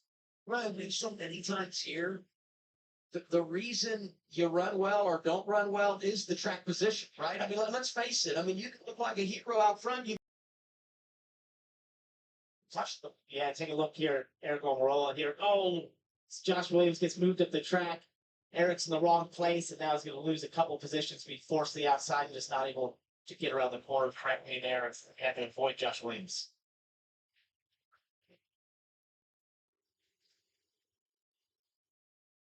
So Eckes leading. He's a rookie. Right behind him, another rookie in William Sawalich. They're on a little bit of a different strategy, older tires, and I think they'll probably pit again if the opportunity presents itself. We'll have to see how things play out. Daniel Dye, another rookie in third. Just got the report from Dylan on him and his day. And then the driver that we feel like right now is in the driver's seat, and that would be Taylor Gray. He was out front when the caution came out. He pitted, got his final set of tires, restarts outside the top 10, has patiently worked his way to fourth. He's done a really good job of that. Kept clean car, got through traffic quickly and decisively is what we want to do, and it allowed him to get to some cleaner track. Oh! Ryan Snyder and Nick Sanchez get together, and it's just all got a shot of Man, a whole rush of cars get by him. When you're on older tires and you get shoved wide, and there's drivers that if they're hanging on to fresher rubber, it's not going to work out for you. You're hanging on for dear life at times when you're on older tires here. And people on newer tires wanting to get by you and move you out of the way. Another spot for Taylor Gray. Here, I don't want to lose time rate. You know, he just celebrated his 20th birthday, but you wouldn't know it the way he's handled this situation. Not only when he was leading, and he had some good drivers behind him, but the pit stop, you lose the track, lose all the track position. You got to race through the traffic, and he's done a great job. Ryan Snyder just got shoved up out of the groove once again by Brendan Poole, and Eric Almirola has kind of been trapped in some of all this here in this traffic as they all try to sort it out. He's lost a couple positions and a lot of track position to some of the other cars in this tire strategy. Oh, Zilich goes around. Thank you very much. Just Zilich in the 88.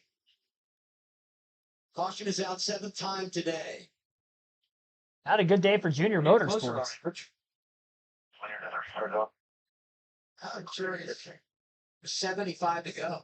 And through those drivers that have a set of tires. I mean, the biggest question I have here, Parker, is how many are on the lead lap? 31 on the lead lap. You give up a lot of track position. You come down here. We'll see how it plays out. Cleveland, caution lights are on with the Bandits led the most laps today. Just over an hour and a half into the race, 7 cautions, 9 lead changes, 51 laps and counting under yellow to this point out of the 177, now 78 that are complete.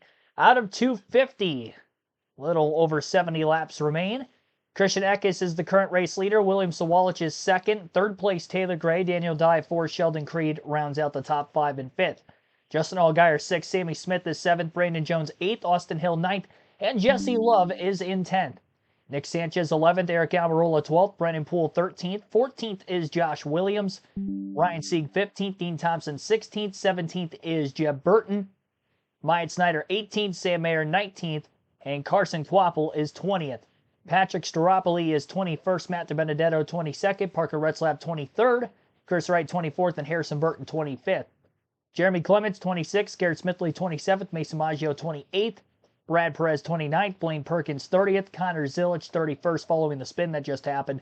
Free pass will go to Kyle Segan 32nd, Carson Ware 33rd, Greg Van Alst 34th, Ryan Ellis 35th, Corey Day a few laps down after an early crash in 36th. Thomas Annunziata with damage is 5 laps down at 37th, and Anthony Alfredo, who pulled off the track quite some time ago back at stage 2, is still off track, unfortunately out of the race. We've seen several issues mechanically for that 42 and Alfredo throughout the course of the year, and another one here today will result in a last place finish. He's the only car off the racetrack of the 38 that started.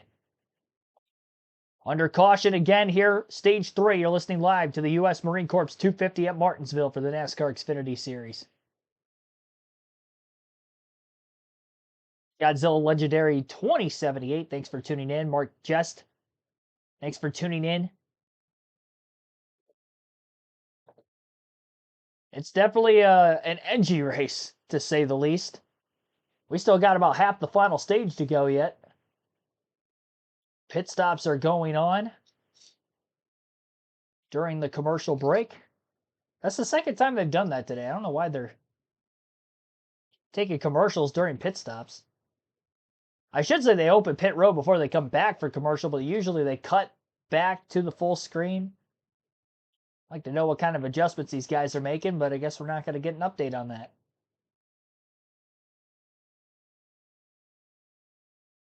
Hopefully Fox isn't taking any notes. Cautions breed cautions. Yes, they do. Zachary Powers, welcome back to the stream.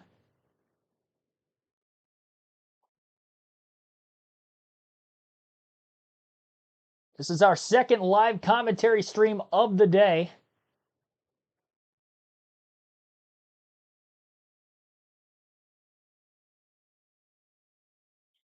And our third out of 4 this weekend. We will have full live flag-to-flag coverage for you for tomorrow's NASCAR Cup Series race as well at Martinsville, beginning with our 2:30 p.m. Eastern pre-race show. Like the South Carolina throwback weekend of the year. Leary champion. He's a Cup and an Xfinity champion. Going to be driving that 17 car for Hendrick Motorsports. Christopher Bell going to be driving the 19 for Joe Gibbs Racing. Won at Darlington in the Xfinity Series last fall. Ross Chastain's going to be a part of the equation, driving the 9 for JRM. Plus all the series regulars. And 3 Jim McMurray throwbacks. That's exactly. You have the trifecta. Yeah. And now our golden moment, brought to you by Golden Corral. It should be the race on pit road. We said it at the time. In stereo, tight. Taylor Gray wins the race off pit road over Shelton Creek. And right now, he's in the best position, but something interesting getting ready to come up here. Because a few drivers elected to pit, including Christian Eckes, who hadn't pitted since lap 99. Daniel Dye also comes down here. But William Sawalich last pitted at 127 into stage 2. He had stayed out under that last caution to establish a track position. He doesn't pit here. He's going to be the race leader, but on older tires, they're just going to run this thing out. This is a very interesting call for a rookie driver. It is, but he got that track position. He had good enough pace. And he only has really a 12-lap difference in green flag laps on these tires to these newer tires, so he's not in a terrible position. And now we do the choose. It's going to be an all-rookie front row, both from Joe Gibbs Racing. William Sawalich inside of Taylor Gray. What about the 54, Kim? Yeah, you saw that race off pit road. I got to point out, that was one of the pit stalls we talked about before the race. That pit stall won for winning the pole last weekend. Worked his advantage during that last stop. And something that you may want to note, the car that Taylor Gray is driving, that chassis is the one that Eric Almirola won with both Martinsville races last year, Dylan. Tim, I did just confirm with Jeff Mendry, crew chief on the 18. Their plan is to stay out. He said, we've had top 5 speed all weekend. Just have to find a way to get up front and stay there. They've got track position for now. You know, Jeff Mendring, the crew chief for Brandon Jones, when he won here in 2022, they ran it long in the final stage, playing a similar strategy with William Sawalich. Jason Ratcliffe calling the shots for the 54 at Taylor Gray, the winningest crew chief in the history of the Xfinity Series. 2 young guns out front. Green once again at the paperclip. Oh, Shelton Creek wanted to take a look there on Sawalich. Wasn't able to get to the inside, so did a good job protecting his side by side with Taylor Gray. Taylor Gray, pressure tires, and pull down, lots of contact. Shelton Creek pushing his way through in that inside lane. Gray gets away with a top spot. That was such a tough position for Sawalich to trying to get to the inside there. Taylor Gray tried to clear himself almost. They get together, and Sheldon Creed, the aggressor there, was like trying to move both of them out of the way to get to the inside. It's the tough thing if you're Sawalich. If you can get away with the lead, you can really manage the older tires. Unfortunately, you get shoved out here, and it is so hard when drivers have 30-lap pressure tires driving. You Sammy Smith, the next in line. This strategy really depended, as you put it, on getting into the lead, getting a little bit of a gap like his teammate Taylor Gray has done here, and then trying to just manage your laps and hope it sort of spreads out that you don't lose too much time over the course of the run. But now he's going to be fighting in a hornet's nest here of tires, of cars that have better tires than his. Dean Thompson trapped in that outside lane. Another rookie driving a Toyota for Sam Hunt. Oh, Brad Perez in the left rear of Nick Sanchez. Hey, I'm going to tell you what, Daniel Dye, one of those drivers that just pitted, he's starting to make some moves. Christian Eckes came at lap 179. He's up to 13th. Let's think dash for cash for a minute. Shelton Creed, the best of the bunch, second, but about to lose that to Sammy Smith. Allgaier's up there in the top 10. So is Austin Hill. You can see our dash for cash drivers highlighted in green in the bumper. Still got a bit of a buffer there to Justin Allgaier for that dash for cash. And Philip Bell, the crew chief on the 8 for Sammy Smith, told us they felt like they were coming here with a chance to win right now, slide into second place. They definitely have the speed here late in this race. And he was the worst qualifier when you look at the Go for the money or for a win down. That's just like throwing a carrot out in front of your driver, right? They know they're racing for 2 prizes today. You know, Allgaier said coming to this weekend, do a little testing. We want to make sure we got our car where it needs to be when we come back here in the fall, because this is such a critical race when you come here in the playoffs. This is the cutoff in the round of 8 to determine who runs for a championship. And some of that was because he felt like even though they'd won here before, they just never had that dominant race car. They've never been that car to beat at this racetrack. So they're still searching for what they want inside those race cars. Jerry showed with a lot of speed this weekend, but still just trying to find what they want inside for Justin Allgaier. It's caution. Caution out, caution out. That's caution number 8. Riding on board here with Daniel Dye. Carson Ware brings it out in the 07. You know, I'm looking, and the timing of this caution is interesting for a couple of guys. I had mentioned, you know, Eckes, we were on board with Daniel Dye. They had waited. They gave up the track position, but they get those tires, and the fact that they've already worked their way up top 12, top 15, and we still have 59 laps to go. Now you tighten up the field, you get a restart. It just opens the door to go get some more. That strategy call could be really good. It really could be. And it's not just that they have a little bit more grip here, maybe for the restarts and such, but if we do get some green flag running 20, 30 laps as we get into this run, if they're able to have that transition, that's when they'll really start to pay off on having just lesser laps on those tires compared to some of the leaders ahead of them. Let's go back and see what happened to the 07 here, Carson Ware. Top of your screen right there near the CW Sports logo. Already has been spun around here down to turns 1 and 2. Simple loop, but he's going to end up sitting there trying to get it refired. And long enough that even the leaders got back to him and by him, so NASCAR decided caution. There's so much going on in the latter part of this race. And look at Taylor Gray, who's trying to win, and William Sawalich now going to make a pit stop. So they tried to stay out. They lost all the track position. You don't want to go home with a set of tires, so the 18 is in, Dylan. Yeah, and I think, you know, if you put tires on here, maybe you just get enough yellows and everybody's bunched up together that you can come out a net positive on this. So kind of had their bed made and just have to adjust on the fly here. A little slow on the left front. You see they're not going to be a huge penalty, but see what Sawalich can do. He's going to have to pass a lot of cars here over the final 50 laps or so. But I would say something to give him a little hope is what we established out of Eckes in Dye. Well, you know, after that last cycle of pit stops, I thought they might be in some trouble, but they've already worked their way back. Here's the most difficult thing, showing 32 cars on the lead lap. So, you know, some of those are damaged and going to be well off the pace, may even let him pull up a little bit for the restart, but he's going to have to pass a lot of cars, as Dylan said, trying to establish a net gain here. Yeah, he's have to do some serious work. Going to want some green flag running here to try and make those tires work for him and have that advantage to kind of cut through the field and maybe get one of those later cautions or a sequence of cautions. Once you've got the track position that sort of bunches up the field, it gives you the chance to use your better tires. Aerial coverage brought to you by the Lucas Oil helicopter. Such a fun time of year in the Xfinity Series. I always feel like I've gone back in time when I come here to Martinsville. I mentioned the fact it's throwback weekend next Saturday at Darlington. In a couple of weeks, we're at Bristol. We got some classics on the schedule right now. Two great short tracks and one of the greatest ovals for a NASCAR stock car in Darlington. That wore-out surface running right next to the wall and all over that place. One of my favorite racetracks, I think a fan favorite as well for a lot of reasons. But this place definitely has lived up to its name. It would be Martinsville, the paperclip short track that has all sorts of action. Oh, yeah, and the calm eyes of Garrett Smithley. This is our old house life with Michelle Bowers' onboard camera.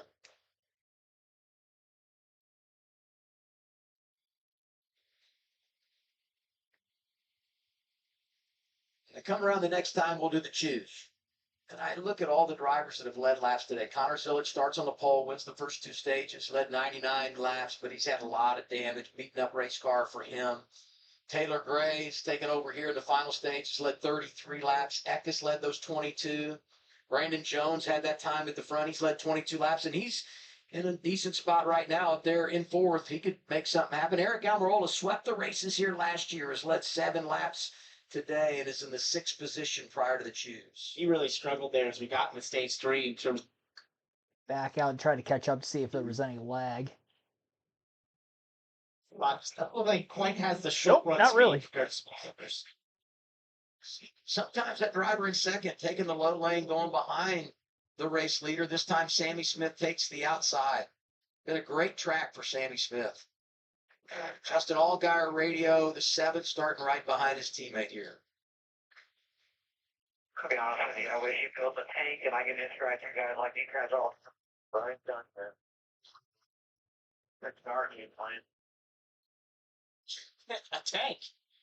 Some of them have tried to act like their car's a tank. That's the mentality sometimes here. His looks fairly clean. I think that could pay off for him, though. I wouldn't be too upset having a clean car like that 54 to go here in Martinsville, especially in this race that we've seen. He just Way to got calm a outworked driver last down, week by in the way. Miami. Yeah. How are you? Props to the crew chief. Okay, I'll take the checkered flag and the money. 53 to go. Green once again at Martinsville. Really strong restart by Sammy Smith out there on the outside. It's going to give him a shot to contend with Taylor Gray down to 3 and 4. Want to take control of the race, especially as we hit the final portions. It'll be right about 50 laps to go, 52 now. Sammy Smith battling hard in that outside lane. And if you're Taylor Gray, what you try to do is sort of move that 8 just up the racetrack a little bit as you enter a little higher, not all the way down to that curve. You're trying to force him to have a longer way around as he clears Sammy Smith doing exactly Great that. pass. Big sigh of relief for driver 54. Smith is second, Allgaier from the outside lane up to 3rd, jumps in front of Sheldon Creed. That is big because the 7 in 00 racing for the Dash for Cash. So is Austin Hill, who's in the top 10. Jesse Love started at the back today. He's got a position up front. He's 8th right now. Eric Alrola is stuck on that outside lane. I thought it was a curious choice. Oh, So you see Harrison Burton again. On now in a caution. I mean, what a difficult day for Harrison Burton. And, you know, he was almost an innocent bystander in a lot of respects in that first incident, Corey Day, towards the end of stage 1. And since that moment, it's just been bad to worse for the 25 team, which came in here with so much momentum, great, strong races, and an excellent qualifying effort. I knew he was really positive about what they've been doing, that team. Spoke to him this morning. He said, you know, we've just been hitting base hits. We're just building this organization up. We're getting the right position. But today has been definitely a tough one. Yeah, the unfortunate thing for him, the way it played out early, he was unable to get any stage points despite the fact they qualified in the top 10. And so when that happens, and then you have this kind of result, it's tough to make up any ground. Under caution for the 9th time today. A lot of doors slamming at Martinsville, and I think we're going to see a whole lot more for that. It's been a tough and rugged day at the Martinsville Speedway for a lot of these drivers. Taylor Gray leads the way as of right now under caution. Sammy Smith is 2nd, Justin Allgaier 3rd, Sheldon Creed 4th, Brandon Jones 5th, Austin Hill in the 6th place position, Jesse Love 7th, Eric Almirola 8th, Christian Eck is 9th, Carson Quapple is 10th, Dean Thompson in 11th, 12th for Sam Mayer, Daniel Dye 13th, Jeb Burton 14th, Brennan Poole 15th, Ryan Sieg 16th, Myatt Snyder 17th, Chris Wright 18th, Josh Williams 19th, Nick Sanchez 20th. That's the top half of the field. 11 lead changes, 9 cautions, 1 away from keeping the trend alive of 10 straight. And what would be 11 straight Xfinity races at Martinsville to have 10 or more cautions. And it would be now 15 for 16 in that stretch as well with 1 more yellow. Considering we have just less than 50 laps to go still, I would imagine we're going to get at least 1 more. The rate we're going at right now, I'd probably say more than 1 more caution. Boy, oh boy, oh boy.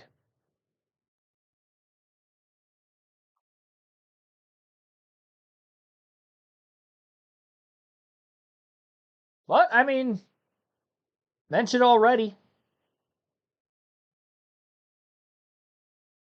Very high probability here of not only seeing another yellow, but very high probability we could see a first-time winner. Got 2 of them up in the top 4 and have been there for most of this final stage. Taylor Gray, Sheldon Creed. Some veterans who have won Xfinity races before at Martinsville: Justin Allgaier, Eric Almirola, also in the top 10.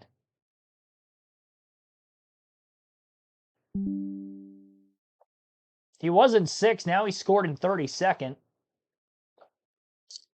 That's when you find some of the success that you're looking for sure. And I think he's in a really good position right now in terms of having some of the newest tires towards the top 10.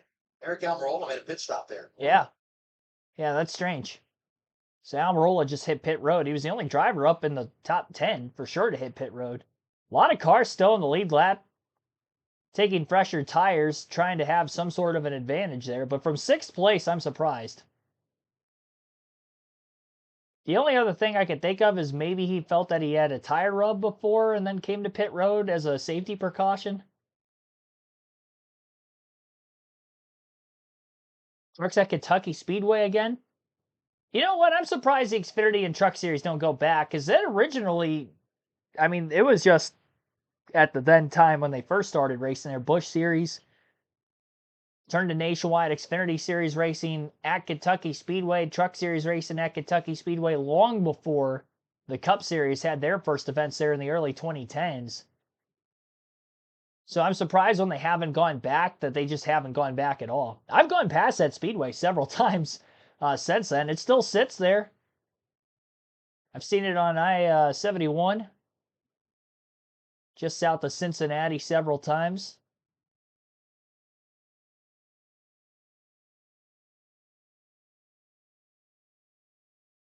See it clear as day from the highway.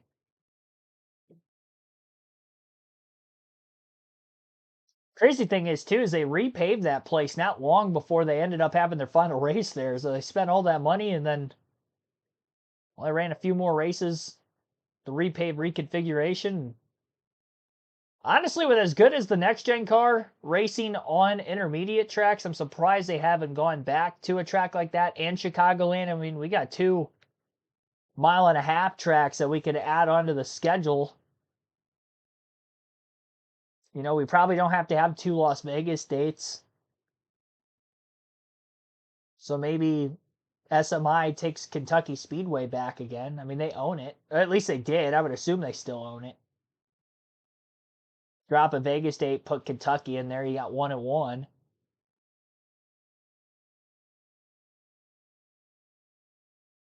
NASCAR owned Chicagoland. That was originally ISC. I love Kansas Speedway the way it is right now, but you probably don't have to have 2 races there. Maybe take 1 there, 1 at Chicagoland. Could be the fix on that side of things. Just to have more variety of racetrack. Xfinity fastest lap of the race so far is Brandon Jones with a 20.655 way back on lap 69. Still holds up as Jones sits in the 5th place position. A couple of extra laps of caution were added. They'll be going green this time by with 42 laps to go, and it'll be Taylor Gray and Sammy Smith on the front row for the restart again. These two were side by side for about 2 entire laps on the last restart, before Gray, who was the control car, was able to pull clear again.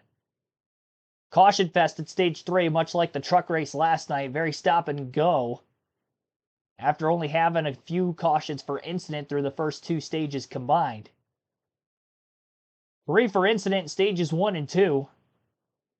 One of them bled into the end of stage 1. Stage 2 break was our 4th caution. We've had 6 yellows for incident so far in this final stage. Green flag back in the air. Great launch for Taylor Gray. He's not going to be side by side for a couple laps with Sammy Smith this time. He should be able to clear off turn 2 and does. Justin Allgaier works to the inside of his teammate. A little leanage off the exit of turn 2. Nothing major there. And they'll keep on keeping on off the exit of turn 4. Gray leads the first lap following the restart. Few car lengths out ahead of still the side-by-side battle between the teammates of Allgaier and Smith. Brandon Jones has been underneath Sheldon Creed for that 4th place position just behind them. And Dean Thompson's around again. Definitely looked like he had help, considering it was just after a restart, everything packed together back there. And the damage to the back of his car, I would Like to think that he ended up getting some help. 41 laps to go. Another caution here at Martinsville. Been enjoying a nice day, nice weekend. Was solid here yesterday as well. Man, oh man.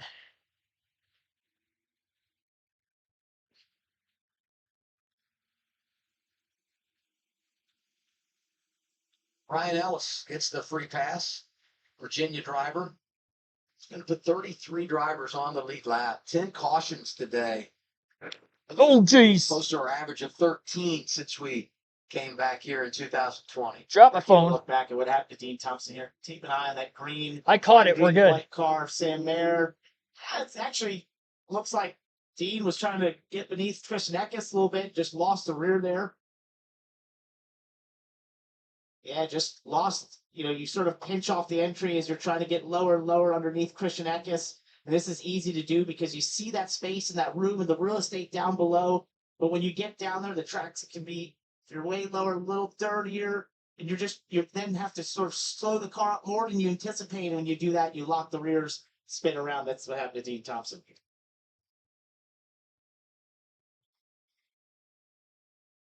Celsius onboard camera, the view for Jet Burton. Yep. Right off of Sam Mayer. And what have we seen? 3 or 4 times today, this exact scenario. I didn't realize Thompson was that far towards the front of the Basically, field. Yeah, just lock the rears way early, trying to pinch off the entry and get down to the inside of the 16 of Eckes. He was in That's the 10th. 3rd or 4th time that I mentioned that. Before the So spin. lock the rears, get a bit of almost wheel hop and spin around as you're trying to get to the inside. It shows you the fine line that these drivers and these race cars are on when you're in the braking zones here at Martinsville. There's a lot of opportunity because the braking zones are large. There's a lot of chance to try and, make an aggressive move. But at some point, you got to get that car stopped. And when you're asking to do a lot while turning at the entry of the corner, that can happen. You're not going to make a pit stop here unless you just have a really significant problem. All these teams are out of tires. You want the track position late in the race. But let's give a little reset here and walk you through the top 10. Taylor Gray, been great today. Led 50 laps, trying to get his first career victory, rookie driver from New Mexico. Sammy Smith has finished second here on 2 different occasions. Good start to the year for him. 3rd-year driver from Iowa. Junior Motorsports has enjoyed a lot of success. 3 wins here in the last 9 races. One of those belongs to Justin Allgaier, chasing the dash for cash. Our reigning champ is 3rd. 4th, Sheldon Creed, another driver going for the money. He, too, wants his first career victory. He's been 2nd here on 2 different occasions. Last time Brandon Jones won an Xfinity race, Martinsville 2022. He's battled some tough times today, but he's 5th. I don't know how, but Carson Quaplin's also had his fair share of problems. How's he back in 6th place? That car hit the inside wall a ton. As Dylan reported, the wheel was not knocked out of the toe, so he's recovered nicely. That's RCR insane that he's in teammates going 6th. for win number 100 with the Richard Childress Racing Organization. Hill is 7th, Love is 8th. And now we get to choose. Going to get this restart. 35 laps to go. We're getting close to 100 laps of caution in this I was curious to race. see what Sammy Smith might do there in terms of going behind Taylor Gray or taking the outside. We're at He likes to take the 76. outside. He was having a little bit of success right as that caution came out of trying to. And we fend still off got Justin 36 to go. Johnson. Thinks he might have a chance there on the outside. All these restarts, it's great for Gray to be in control of the race. That's what you want. You wouldn't give up the top spot. But you have so many restarts. Gosh, you start showing your hand a little bit, right? I mean, you run out of cards to play. Here's to radio, Jesse Love. Pretty much the winner's great.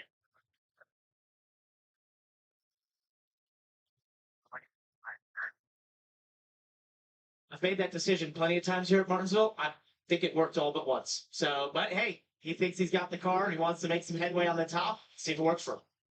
35 lap. All right, green flag back in the air again. 35 to go. Taylor Gray, Sammy Smith front row for the 3rd consecutive restart. And Taylor Gray's got the better of him the first 2 times.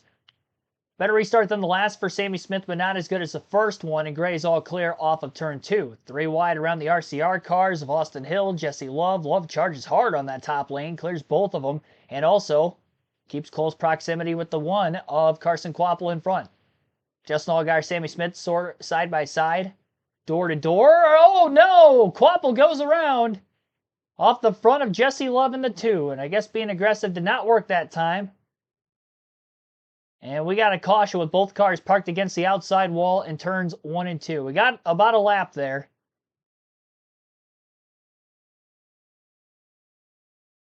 They make a little bit more contact after.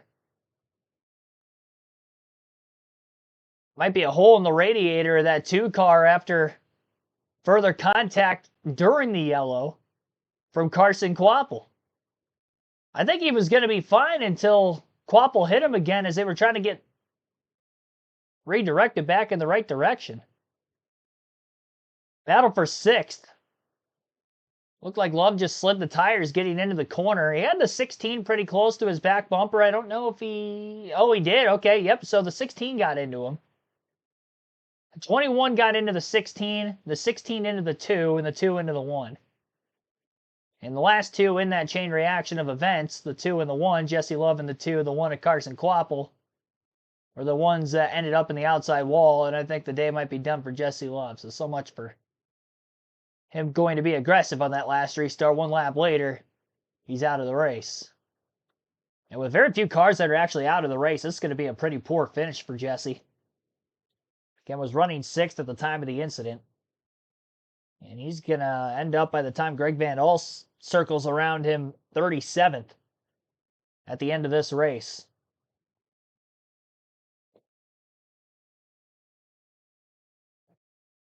Tough hit in the point standings for Love.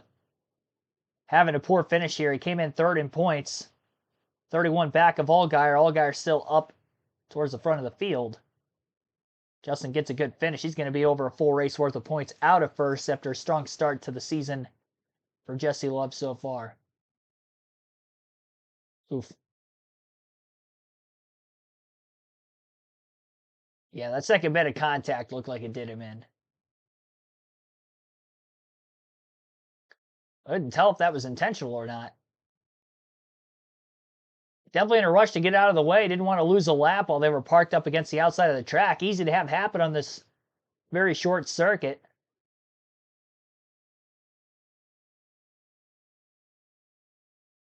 Yeah, that one was caused by Austin Hill. Again, Hill into the 16 into Love. And Love into Kvapil. Love and Kvapil against the wall. Easy Network. Didn't know the cars were that fragile. I think he just hit him so perfectly in the nose that would have been equivalent to hitting a big piece of debris with the nose of the car and putting a hole in the radiator. That's all that happened. It wasn't that much of a hit.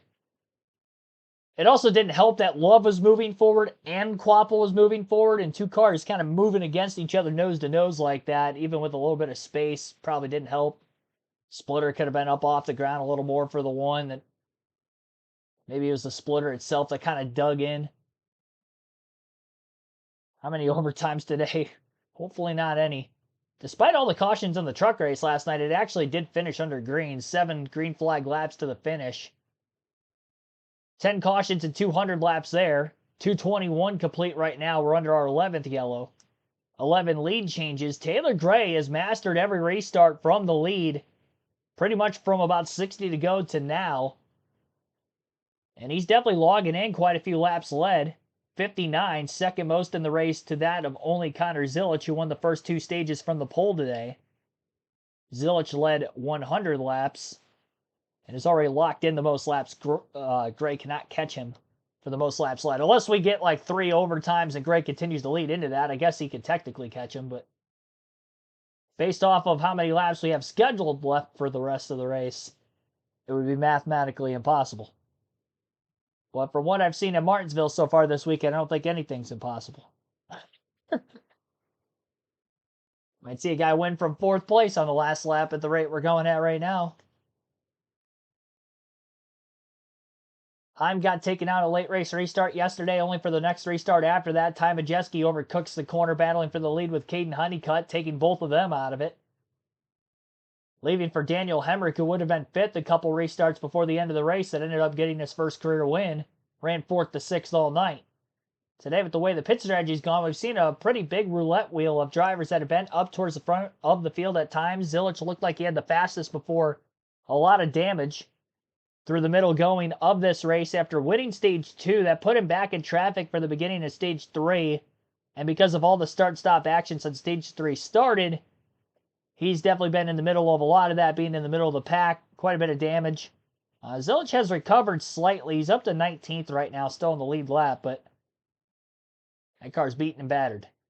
Also had a spin on one of the race starts as well when he was getting close to getting back in the top 10. Taylor Gray's had a good car, though. And again, JGR has won quite a bit here in the Xfinity Series at Martinsville. If Gray's able to seal the deal, or any of the JGR Toyotas for that matter, get the win here today, that would be 6 of the last 7 Martinsville Xfinity races to be won by a JGR Toyota. And it'd be the 4th different driver to do so in that stretch of races as well. Sheldon Creed being up in contention. I did drop a stat line earlier in the stream, in the chat. Kenny Wallace is the last Ford to go to victory lane in the Xfinity Series at Martinsville in 1994. It has been a very long time. Count how many races that is while I still have my racing reference page open. It was a while back.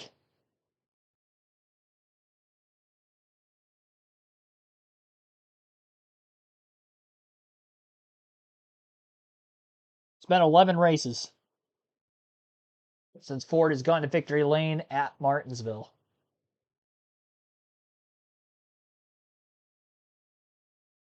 Quite a lengthy yellow here. Nope, did not get the one to go signal that time by either. Probably quite a bit of fluid left on the track from Jesse Love when he motored back to pit road after the hole got put in the radiator. Surprised there's not a hole in the 16's radiator. His front end's bashed. It looks like Zilic's car from is still up in the top 10 and 6th. At least for now. He was outside 3 wide on several occasions throughout the course of the race. Pinched into the wall. I don't know how he's gotten back up to 6th. Other than survive and advance to the next restart. I'd assume we're going to get one to go this time. If we do not, we'll take another break. I would assume they will, though.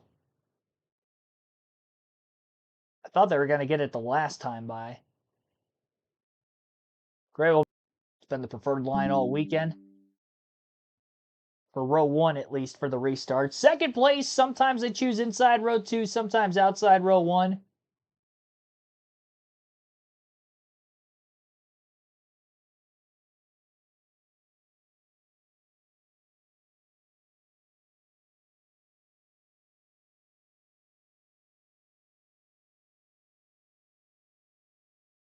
I don't think they got it.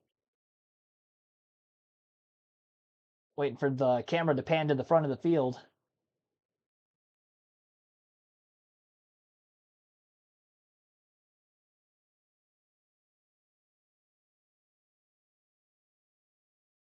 In the middle of the pack right now.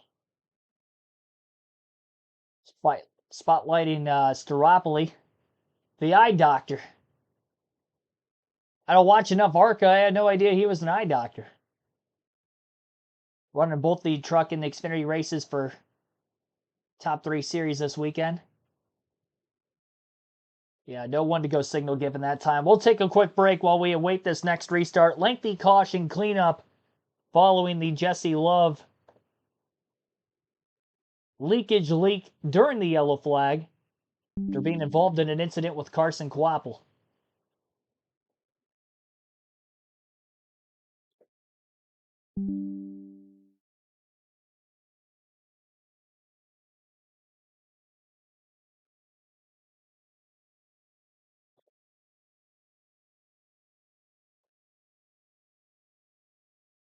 Now they're going to get the one to go signal this time. Going to have 22, 23 laps to go, somewhere between there on the restart. 22 to go this time by.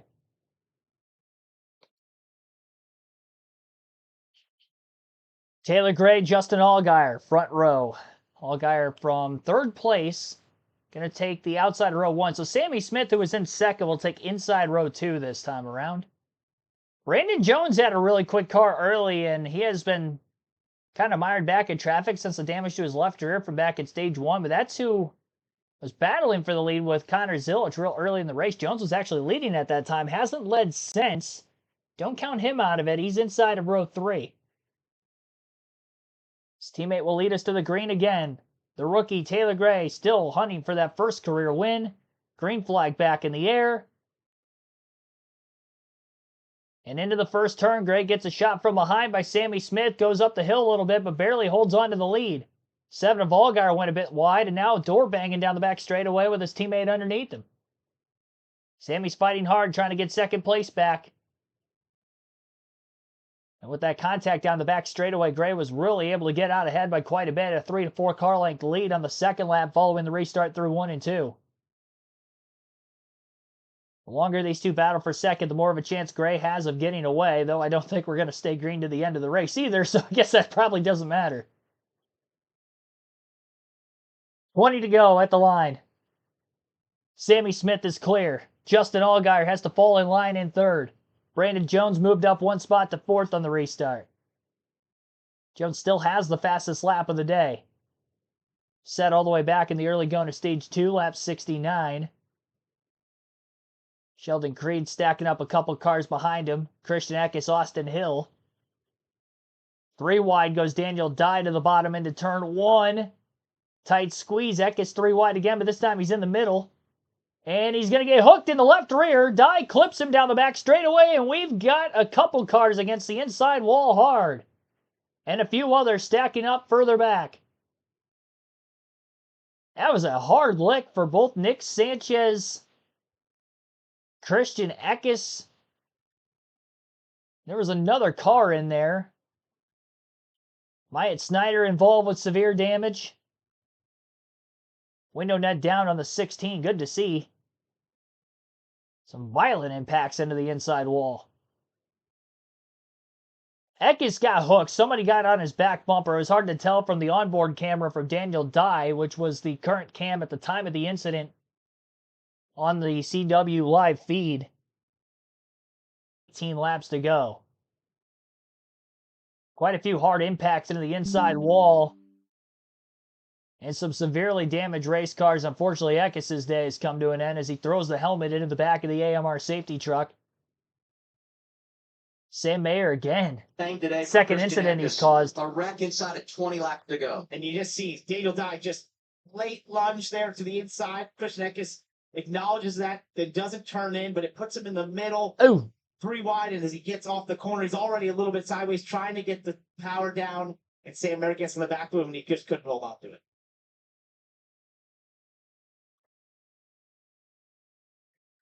And it really there for Sam Mayer. He's trying to get going.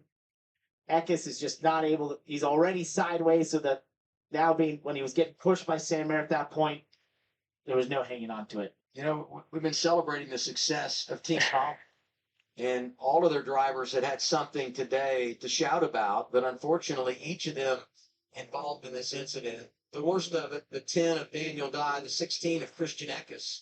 At Williams, Josh got a piece of that as well.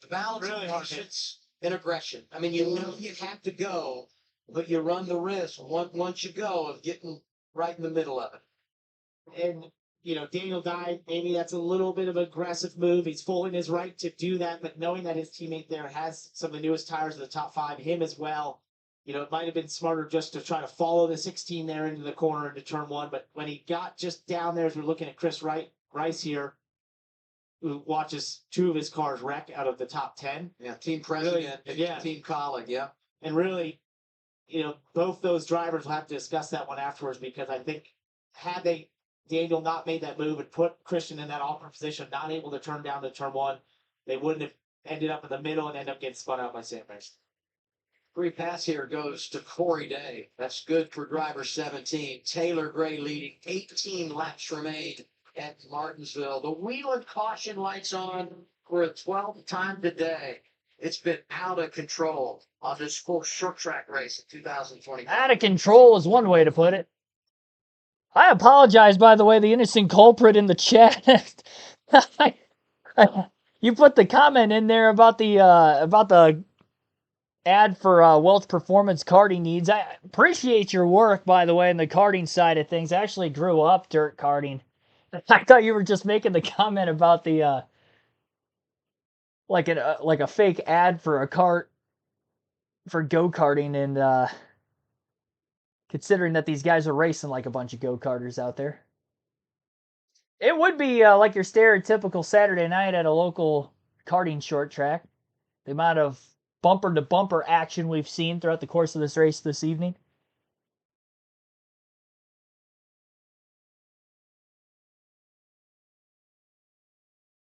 But yeah, appreciate your work. Appreciate you tuning in.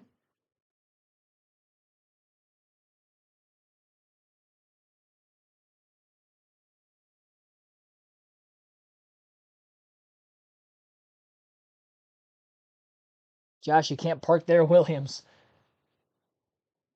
I haven't noticed him in any of the incidences tonight.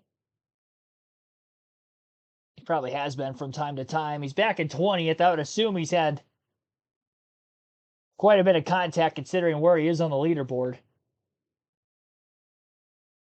Can we get to the finish line? I would assume.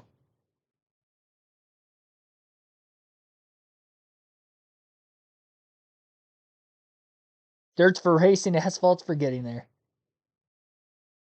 Yeah, I grew up, I started racing quarter midgets when I was 8 years old. I've talked about this on the channel in recent weeks, so I don't want to go too in-depth with it again, but I mentioned it obviously before on the channel, but yeah, no, I grew up with that, so appreciate there's people out of there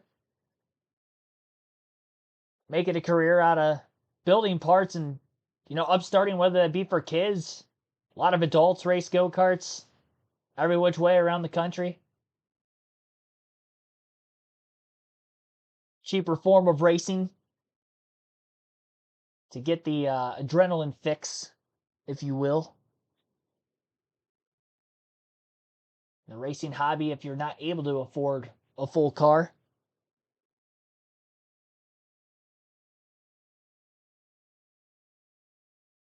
We didn't get Bowman Gray for NASCAR Bowman Gray, but we're getting Bowman Gray at Martinsville tonight.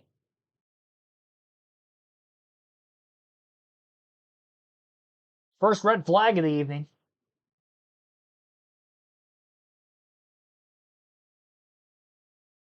Yeah, Taylor Gray just needs to keep doing what he's doing right now. He's nailed all these restarts so far. I appreciate it, buddy. I totally understand. Good luck. Great job so far. So that's Taylor Gray, and another rookie that was in contention late, Christian Eckes, but he was involved in that crash. Done for the day, Kim. Yeah, I was making the most of his day until that crash. Walk me through what happened. It looks like the 41 just drove through me. So, it is what it is. This has been a year from hell, and that's kind of an understatement. The leaf filter Camaro was actually pretty good today.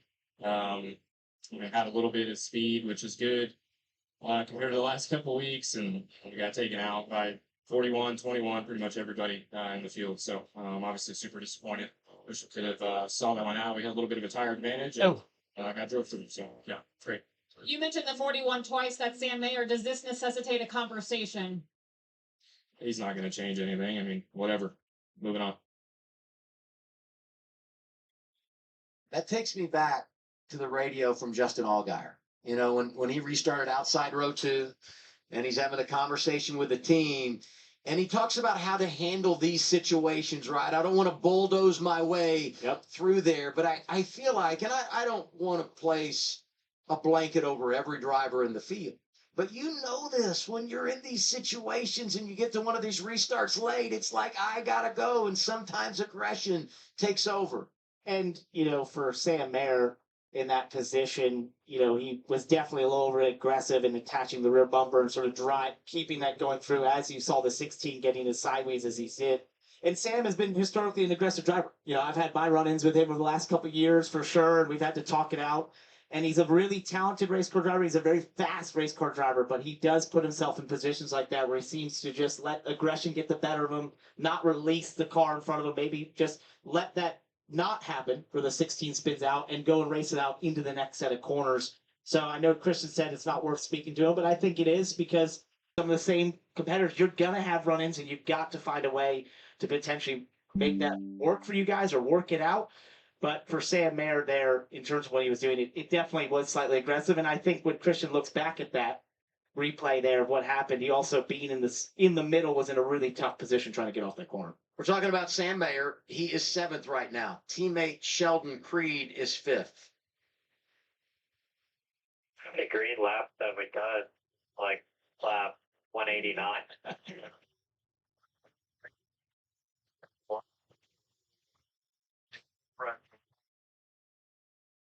The answer to the trivia question, each of the last 4 runs have been 4 green flag laps or less. I mean, that's incredible.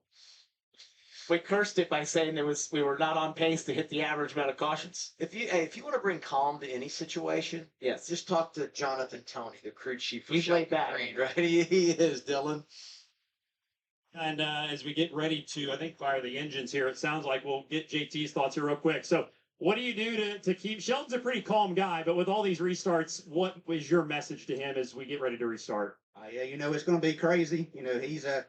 He's a pro. He's been here and done this before, so he knows what to do. Don't really have to pump him up or keep him calm anyway. It's been a tough day, been a tough battle for us. Qualifying yesterday didn't go the way we wanted, but Sheldon showed a lot of experience and showed a lot of maturity. Here keeping us in a position, and we're in a position, so that's all we can ask for. I heard him say that you felt like the entry was still a little free, and I know you guys have battled that. Do you feel like that makes you vulnerable in any spot at all, or how do you look at that? And I think, starting on the outside, of course, that wasn't helping us none. We'll see how this choose goes here. Maybe we can get to the bottom, and maybe that'll kind of help some of that. But, yeah, it'll be short run to go. It'll be elbows up now, so we'll see what happens. Thanks for your time. Sheldon Creed will restart 5th, Kim. And Jesse Love finally out of the care center. He was involved in the incident before the incident that brought out this red flag. We saw some frustration from you getting out of the car. Well, what happened and why were you so upset?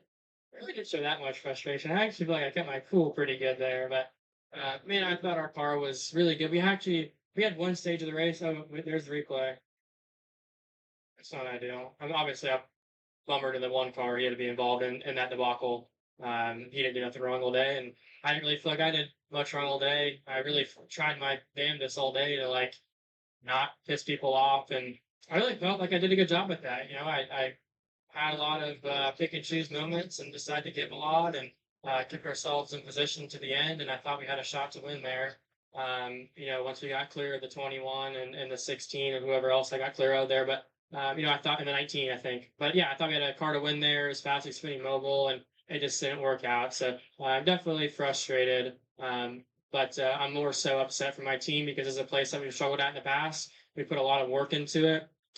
So to have that happen to us is obviously a big bummer, but there's still a lot to be proud of today. We came from the back, and even though we didn't get stage points, we were still moving forward each part of the race. We made a bad adjustment one time, and we were stopped and got that right back out of it right away, and put us right back in the hunt. So looking forward to Darlington. Hoping we can go kick some butt there. It's a good racetrack for me, good racetrack for our team, and we can go rebound really good there.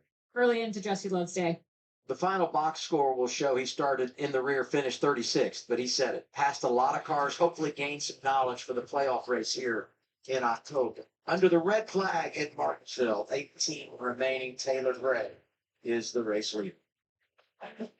Red flag's been lifted as CW goes right back to commercial here in the late going of this race. Sammy Smith is going to line up in second behind our current race leader, Taylor Gray. Justin Allgaier is in third. Fourth for Brandon Jones. Sheldon Creed fifth. Austin Hill in sixth. Seventh for Sam Mayer. Daniel Dye eighth. Brendan Poole ninth. Jeb Burton rounds out the top 10. 18 laps to go. Again, back under yellow following the red flag being lifted. And this is, again, currently our 12th caution of the event. 88 caution laps. We're closing in on 100. We could get there. The rate we're going at, we should get there.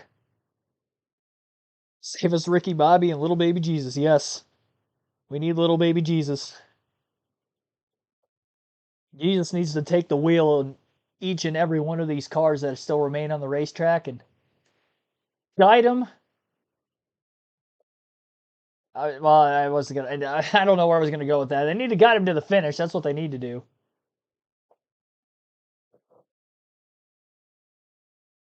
Taylor Gray's led all these laps under yellow. He's doing a good job, doing what he needs to do. Every restart, he's pretty much gotten out to a multi-car length lead. Battle for second's been pretty tight at the time of each yellow, pretty much, between Sammy Smith and Justin Allgaier. They've been side by side all but maybe once at the time of the caution with these yellows coming out in the first few laps. Closing in on 100 likes. We are at 95 right now. We did get over 100 likes during last week's Xfinity race, so let's see if we can do that 2 weeks in a row.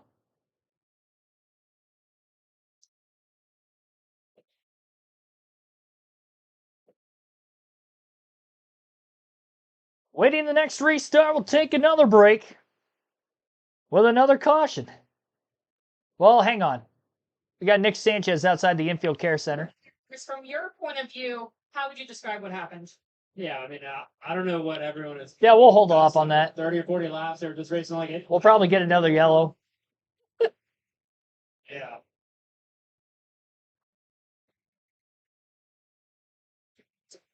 Yeah, I don't know why we're wrecking on the straightaway at Martinsville. Obviously, I really didn't have anywhere to go.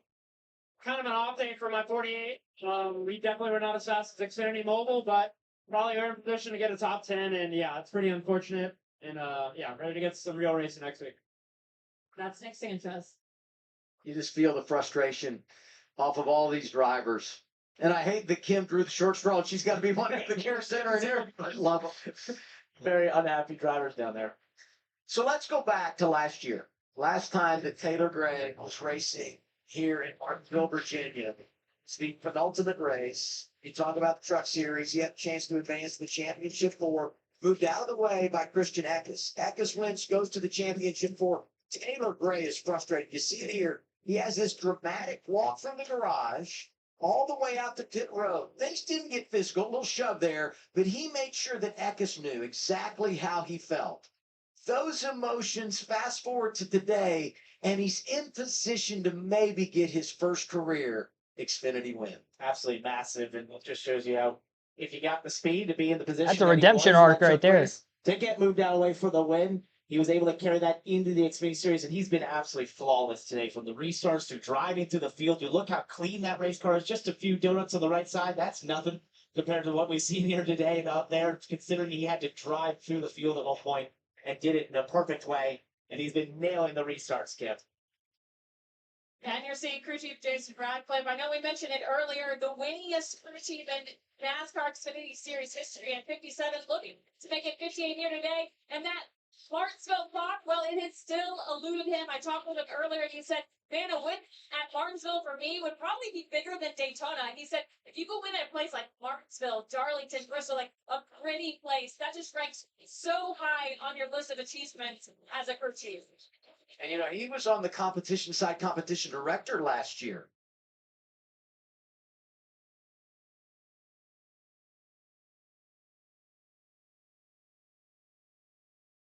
Got that clock. I mean, the trophy that means so.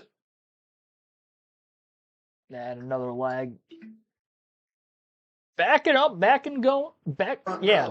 Yeah. Sure, I felt like that was better than being on the Oh, outside. man. That's a couple restarts before that. And then just the history of this place, I agree with Jason Ratcliffe. Winning here is a huge mark for any team, any driver, and the crew chiefs. Everyone understands the history and the importance of this place. Let's listen to 20. Going to the go-kart track. Got all our friends with us. Need any help out there? That's right. There's the go-kart reference. Hey, we talk about Celebration.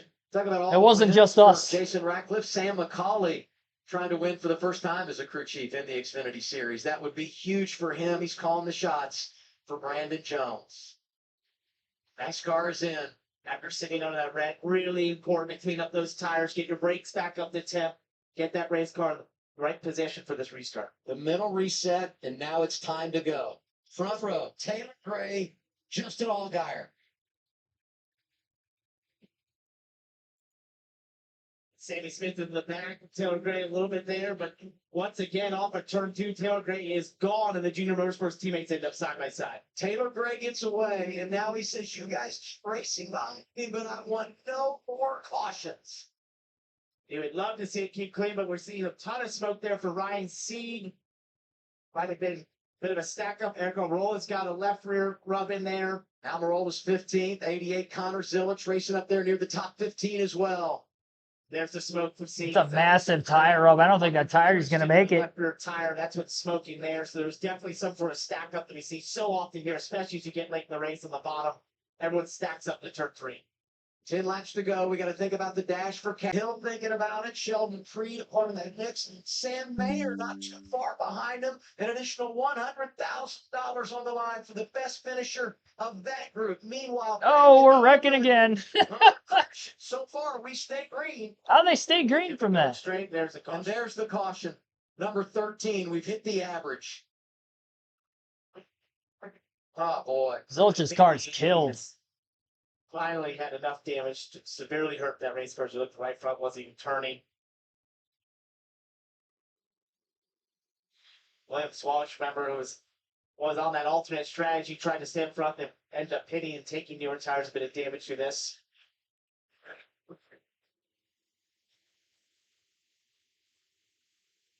Swalsh just gets in the back of Connor Zilich, spins him around, and this is the type of aggression, especially when you get sub 10 laps to go at Martinsville. We've seen it all race. I was going to say, This is pretty typical of this place, Xfinity Series, where you're trying to be aggressive and move cars out of the way because getting stuck behind them for even just a corner or 2 corners can really slow your progress.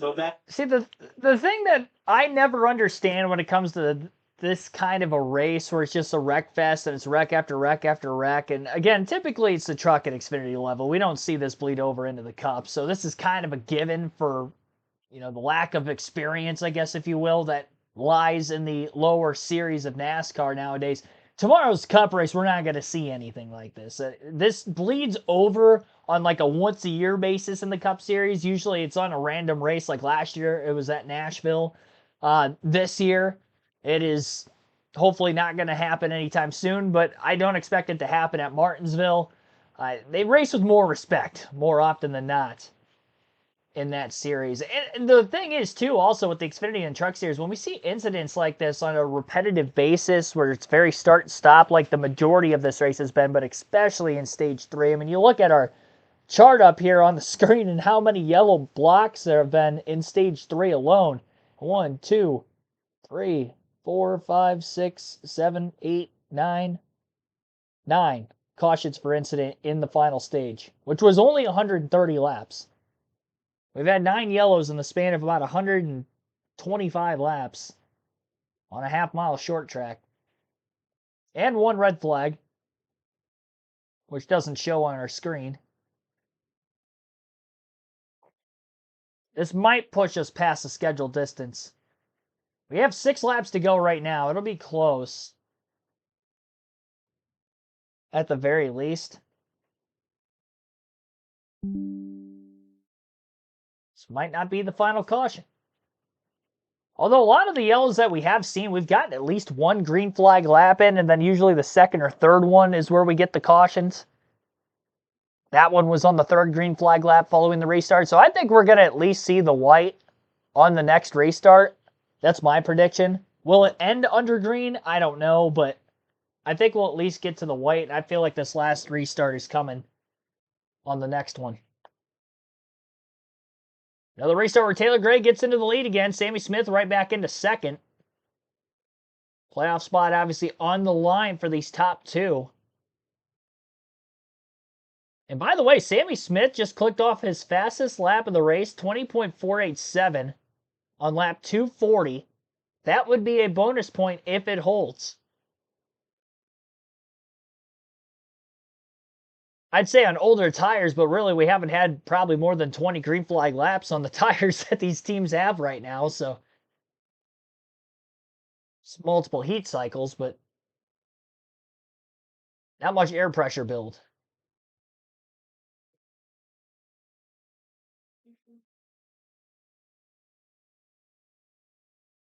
Call one more caution with a green-white checker. Wreck on the last lap. Yeah, that's the way I see it. I think they'll at least get to the white because we've gotten a full lap in, and pretty much every restart. I can't remember a time where we did have a caution on the first lap of a restart, like in turn 1 and 2, 3, and 4. Usually they get a lap or two in with the start and stop action we've seen so far here tonight in stage 3. That was the case for the truck race for the most part yesterday as well. Yeah, they will not be headed to overtime. 1 to go signal this time by, which will give us 2 laps to go. So it'll be the traditional green-white checker. Lap 249, lap 250, upcoming on the restart. And the U.S. Marine Corps 250. These cars have been battle-tested tonight, I'll tell you that much.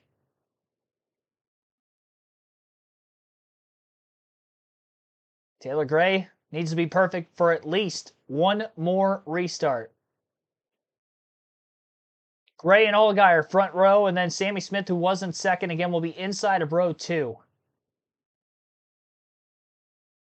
Austin Hill will be outside of row 2, also quietly in contention. Row 3, Brandon Jones, Sam Mayer. Gray into the restart zone.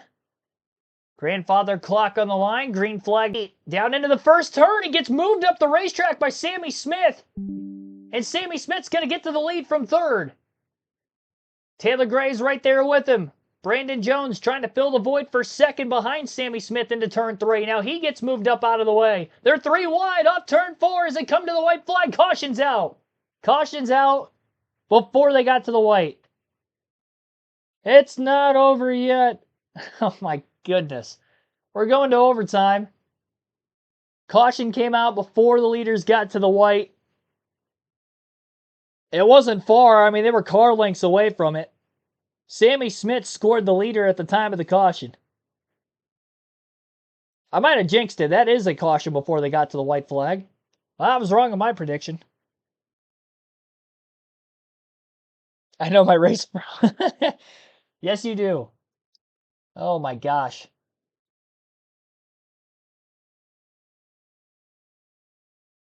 Well, I can't say I'm surprised either. Austin Hill spun his tires on the restart. I did not see that the first time. That's how Brandon Jones got through. And spin actually took place in turns 1 and 2, and NASCAR kept it green, hoping DiBenedetto could get corrected back in the right direction before the field came by, but they ended up not getting, or he ended up not getting turned back the right way, and so the caution came out. Yeah, we'll do it all over. You know, I'd say I want a clean finish, but at this rate, I mean, are we really going to get that? Sammy Smith just moved the 8 out of the way. Or Sammy Smith's in the 8. I've been messing up on my speech throughout the course of the stream. I greatly apologize for that. I'm definitely not on my A game. Combination of being tired coming into it and all the cautions are taking the life out of me, I think. We'll be back better than ever again tomorrow. 2:30 Eastern will be the start of our NASCAR Cup Series live commentary stream, beginning with our pre-race show. As for this one, Sammy Smith will restart in the lead. Taylor Gray scored second. You know what? Gray can restart inside road 2, do the same thing Sammy Smith did to him, and drive through him into turn 1. I would assume he's going to do that. I mean, it's the right thing to do at this point. You got to race other drivers how they race you. Sammy Smith was on his back bumper all the way into turn 1. Never let up. He was on him from the start-finish line to the entry of 1. And was committed to shoving him up the racetrack regardless. Unfortunately for Sammy Smith, caution came out. And we have to do this all over again. And he might get his comeuppance.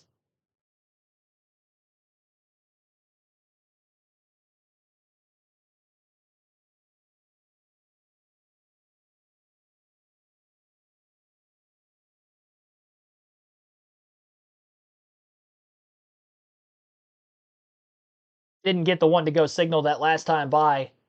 Justin Allgaier, who was on the outside of row 1 for the restart, actually fell back to 4th. At best, he's going to be outside row 2 this time.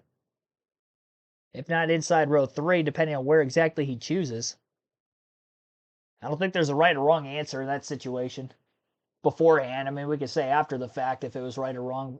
Might not even matter. He might end up 4th or 5th anyway. Or he could end up getting dumped in the middle of the pack on the last lap and finish 20th. Anything is possible when it comes to NASCAR Xfinity Series racing at Martinsville. 14 cautions. And again, past the scheduled distance, this will be an overtime restart. Nearly 2.5 hours in since the start of this race, just after 5 p.m. Eastern earlier this evening.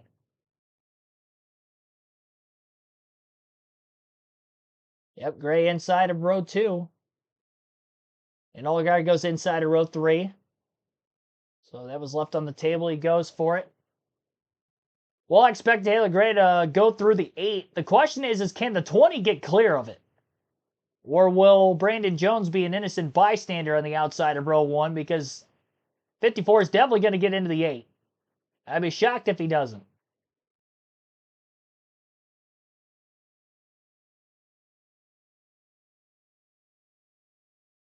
Sammy Smith looking for the launch. First time he's restarted from the lead.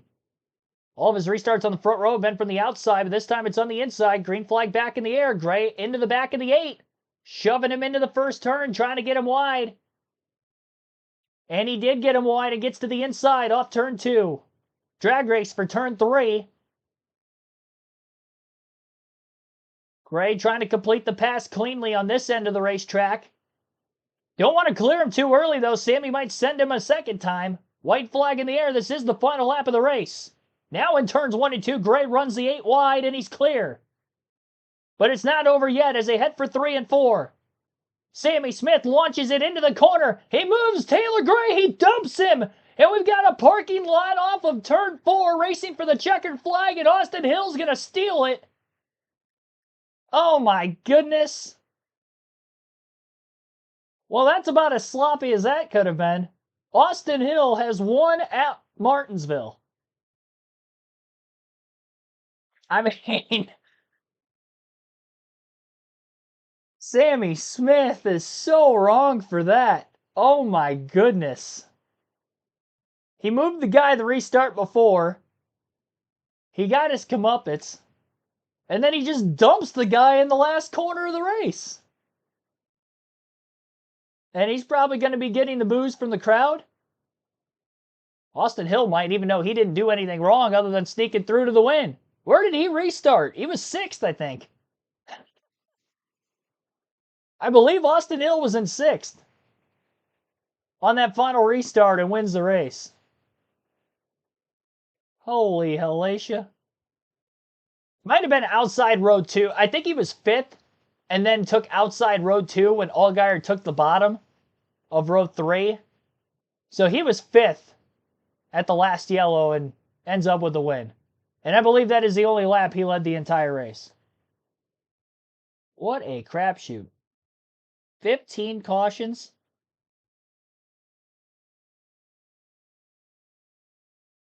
Yeah, 1 lap led for Austin Hill. Sheldon Creed finishes 2nd again, by the way, through all of that. That's the only thing that makes sense in all this, is that Sheldon Creed finishes 2nd yet again.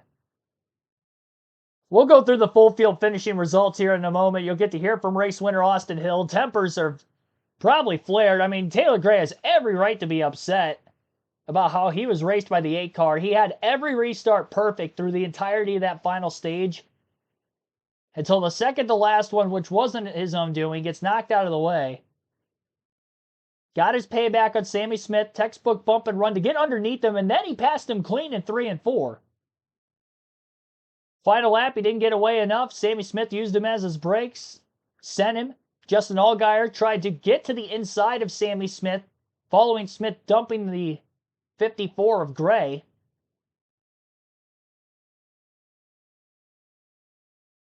Taylor Gray making his march down pit road. This is, I think we're going to get a fight here. I think we're going to get a fight. Somebody's going to be swinging. which the way this race went all night, I'm surprised that wouldn't be the only one. Asking you how you ended up here. Oh my gosh. Expect it all to be standing here in victory lane at the end of this. No, not at all. I mean, we restarted 7th there. I chose bottom just because of how rough everybody was on restarts, and I had to do what I had to do there on the last lap. I don't think Austin Before Hill I talk did too it. much, though, I do gotta say, I'm extremely sorry to our teammate for getting in that wreck down in 1. Started wheel hopping a little bit, and once I got under control, I hit the 16 and it took out the 2. So I feel really, really bad for wrecking a teammate like that. I'm gonna have to give him a call after the race, but anyways, can't thank everybody on this Bennett Chevrolet. We didn't have the fastest car. It wasn't as fast as Xfinity Mobile, but that restart, it just got wild. I mean, I'm watching it here on the big screen, and they're leaning on each other, and I knew that getting into 3, they were all going to get beaten and banging. I just drove in as deep as I could, and they all got to hitting each other, and I hit the 7 a little bit, shoved them up, and then got on the apron a little bit right there. Yeah, there we go, and came on with the win. So RCR's 100 victory in the Xfinity Series. That's so awesome. ECR engines are always so badass, but man, I'm in disbelief that we're in victory lane right now. It is unbelievable. I actually said during the race that I hated this place because of all the beating and banging that was going on. And man, to top it off, we won 100 grand. I forgot we even won this. So man, this is awesome. I got a perfect place for the grandfather clock. 100 grand in his pocket and 100th Xfinity Series win for RCR. Austin Hill, Kim, does it at Martinsville. Taylor Gray, this time in the Xfinity Series, we are making the walk just to the Care Center. Taylor, how do you come to terms with the end of that race and the moves you saw from Sammy Smith? Yeah, I mean, it sucks, right? I feel like we had the best car all day. I can't thank everyone for Joker's Racing enough. I feel like we brought a really fast operator to Jerry Supra, as fast as Xfinity Mobile. Just, it's unfortunate, man. It's the same story I've lived here for 2 years, 2 Martinsvilles in a row. So, sucks, but it is what it is. Long year. Is this something that ends here or something that you remember in races to come? I mean, I don't know. It just depends. Bristol in 2 weeks, another short track coming up on the schedule. And look, like I said, the initial shot from Sammy on the subsequent restart before this to Taylor Gray was aggressive. The repaid favor there on this restart, I felt like was completely inbounds for Taylor Gray to make. And then to come from 2 or 3 car lengths back and just slam and spin a guy out for the win on the final two corners is just too much. Here it is. Overtime restart. So right here, Taylor Gray gets the back. Sammy Smith, but he does this in even a nicer way than Sammy did to him the restart prior. Yeah. They end up side by side. Yeah, that was a textbook Martinsville bump and run. They go down the backstretch here. Yeah. Kept it pretty civil. Taylor Gray could have at any point sort of hit checked Sammy Smith, but I felt like he kept it really clean. Almost clears him off before, but Sammy Smith's able to get back. And then down here 1 and 2. He does move up the track a little bit, but he's able to clear the 8 and gets out to about a 2 car length lead here. And then just to come from this far back, though, I mean, this is just, that's too much. No one wants to see that. If you're a young kid watching this, that's too far. 10 leaders sets a new track record. Austin Hill leads only the last lap, but in dramatic fashion, he wins for a second time this season, and he's got the grandfather clock. Yeah, Hill was inside row 4 on the restart. He was even further back than I had initially anticipated. He was 6th then the second to last caution, so that I was right about, but I was wrong about what row. He was inside row 4 at Martinsville. With 1 mile to go, he was in 7th. And he ends up getting the win. Oh my gosh, I don't even know where to begin. I guess we go through the finishing results here. I mean, you guys probably, I basically what Parker Kligerman stated just after the race, exactly how I stated it. I mentioned it already. Start Taylor Gray. Didn't even do it as aggressively as Sammy Smith did before. Textbook bump and run. Martinsville got underneath him. Didn't send him wide like Sammy Smith did. And then, carried on, made the pass, final lap through 1 and 2, and had the 2 car length lead going into the final corner. Final lap gets dumped. Backs it into the outside wall. Taylor Gray, where did he even end up? Probably tail end of the lead lap. Yeah, 29th. Last car in the lead lap for Taylor Gray. He was 10th in points coming into this race, and he's not going to get a lot of points for his finishing result, unfortunately. Brandon Jones also caught up in that, as well as William Sawalich. All three JGR Toyotas crashed coming to the line. 26, 27, 29th. All of them were in the top 10. Obviously, Gray was in the lead. Jones was in the top 5. And then Eric Almirola toughed it out, finished 12th.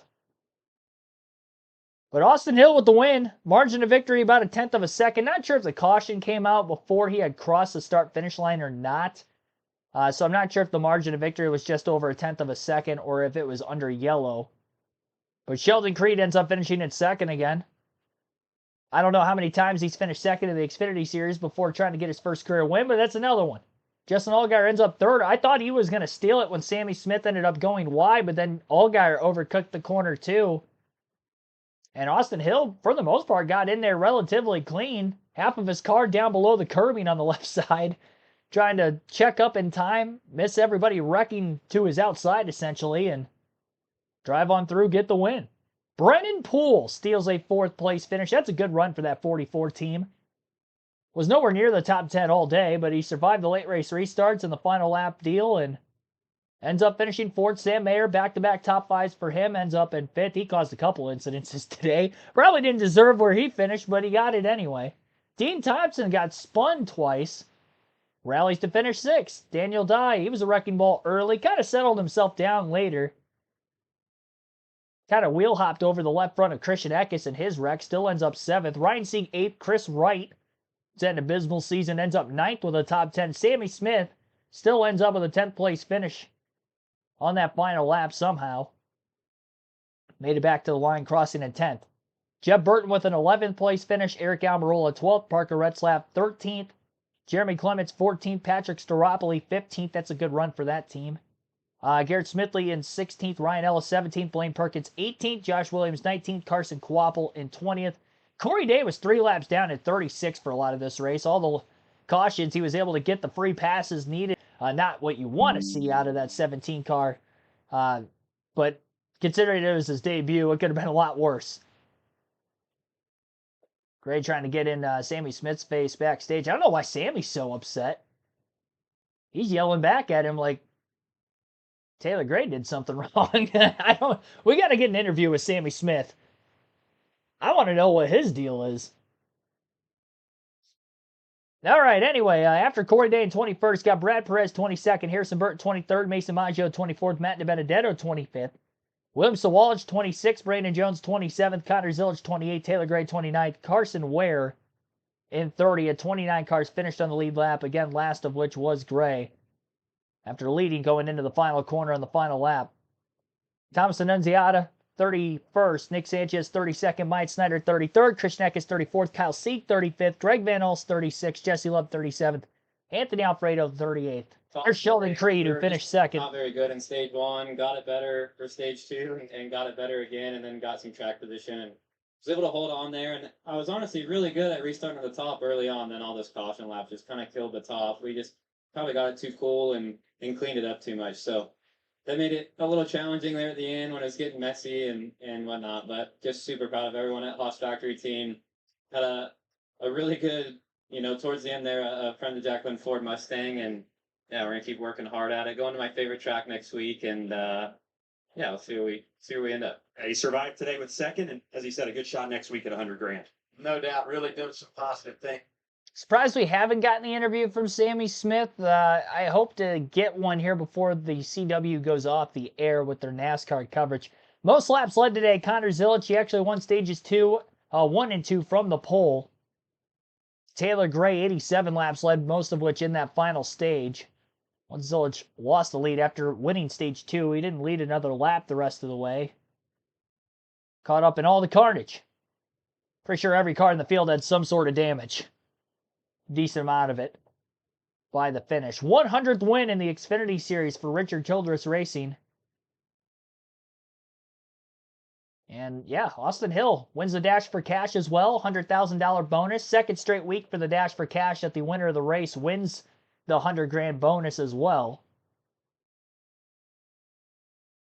And we will still have another week of the Xfinity Series Dash for Cash next weekend, and our 4 competitors for that will be Austin Hill, Sheldon Creed, Justin Allgaier, and Brennan Poole, with finishing 4th.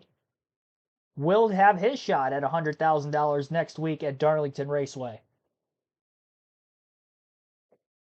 Well, that's all I have to unpack. I'll end up putting up an upload from the finish of this race on the channel and the live commentary stream to go along with it. Before we go off the air, here is Sammy Smith in that much-needed interview. On Taylor Gray, whether or not it was egregious, do you think it was fair or foul? I mean, absolutely, it was egregious. I mean, yeah, I'm not proud of that, but I mean, at roles reverse, he would have done the same thing. I mean, he's got no respect for me. I didn't move in those first prior restarts, and you know, he was flipping me off on the red flag, swerving at me, and I mean, you know, it's definitely uncalled for, and I'm not proud of it, but you know, he would have done the exact same thing, and that's what I told him. And you know, we'll see what happens after that. I felt like we had a really good day today. I'm proud of JRM. Thanks to Pilot, TMC, All State Peterbilt Group, Chevy. Everybody brought a really fast race car. I mean, it's unfortunate, you know. If you're not the one doing it, someone's gonna do it to you, and you know, everyone's gonna dog on me, and you know, I'm not proud of that. But at the end of the day, it's what you got to do. So yeah, we'll move on to Darlington. You said you're not proud of it. You said it was uncalled for, but it sounds like you think Taylor deserved it.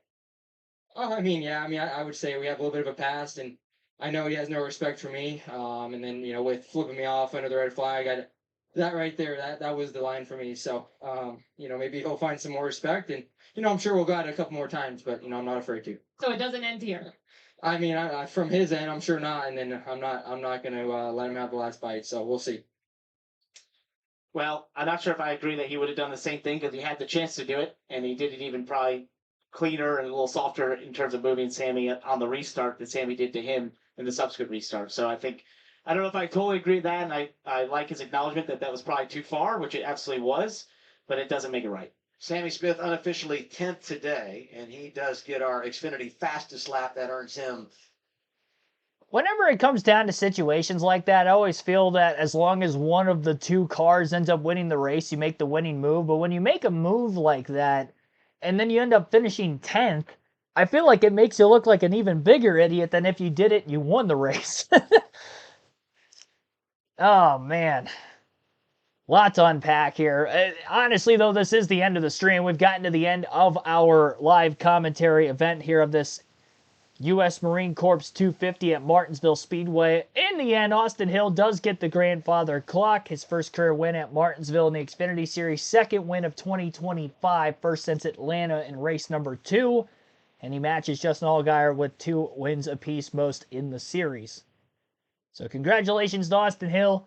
And thank you to all that tuned in throughout the course of tonight's live commentary stream. At the beginning of this one here today, our like goal was 50. We more than doubled that. More likes this week than we had last week, which was over 100 as well. So greatly appreciate that. Last week was our most watched Xfinity Series race of the season. Most watched NASCAR race of the top 3 series last week as well. And I know this is coming close to that. So appreciate you guys tuning in for the Xfinity race coverage. We will be back, obviously, again tomorrow for Cup Series racing at Martinsville Speedway. I promise you we will not have 14 to 15 cautions like we had here today. I would say even less than the 10 cautions we saw in the truck race yesterday. But needless to say, we're going to have a fun one tomorrow. Pre-race at 2:30 p.m. Eastern. We'll do some Sporkle NASCAR trivia like we always do in the Cup Series pre-races. We'll do the Fantasy League highlights, the lowlights for who I think will run well, not run well for tomorrow's race leading up to the start. Any driver interviews, obviously, along the way as well, and much more. Full flag-to-flag coverage for the 3rd consecutive day at Martinsville Speedway coming up for our NASCAR KRC. And trucks will be off, but we will still have Xfinity and Cup Series in action. That will be next week. We still got tomorrow to take care of. Thanks for watching, everybody, and have a good rest of your Saturday night. There will be a video, by the way, following the finish of this race uploaded on the channel, hopefully within the next half hour or so. So look out for that as well. See you tomorrow, everyone.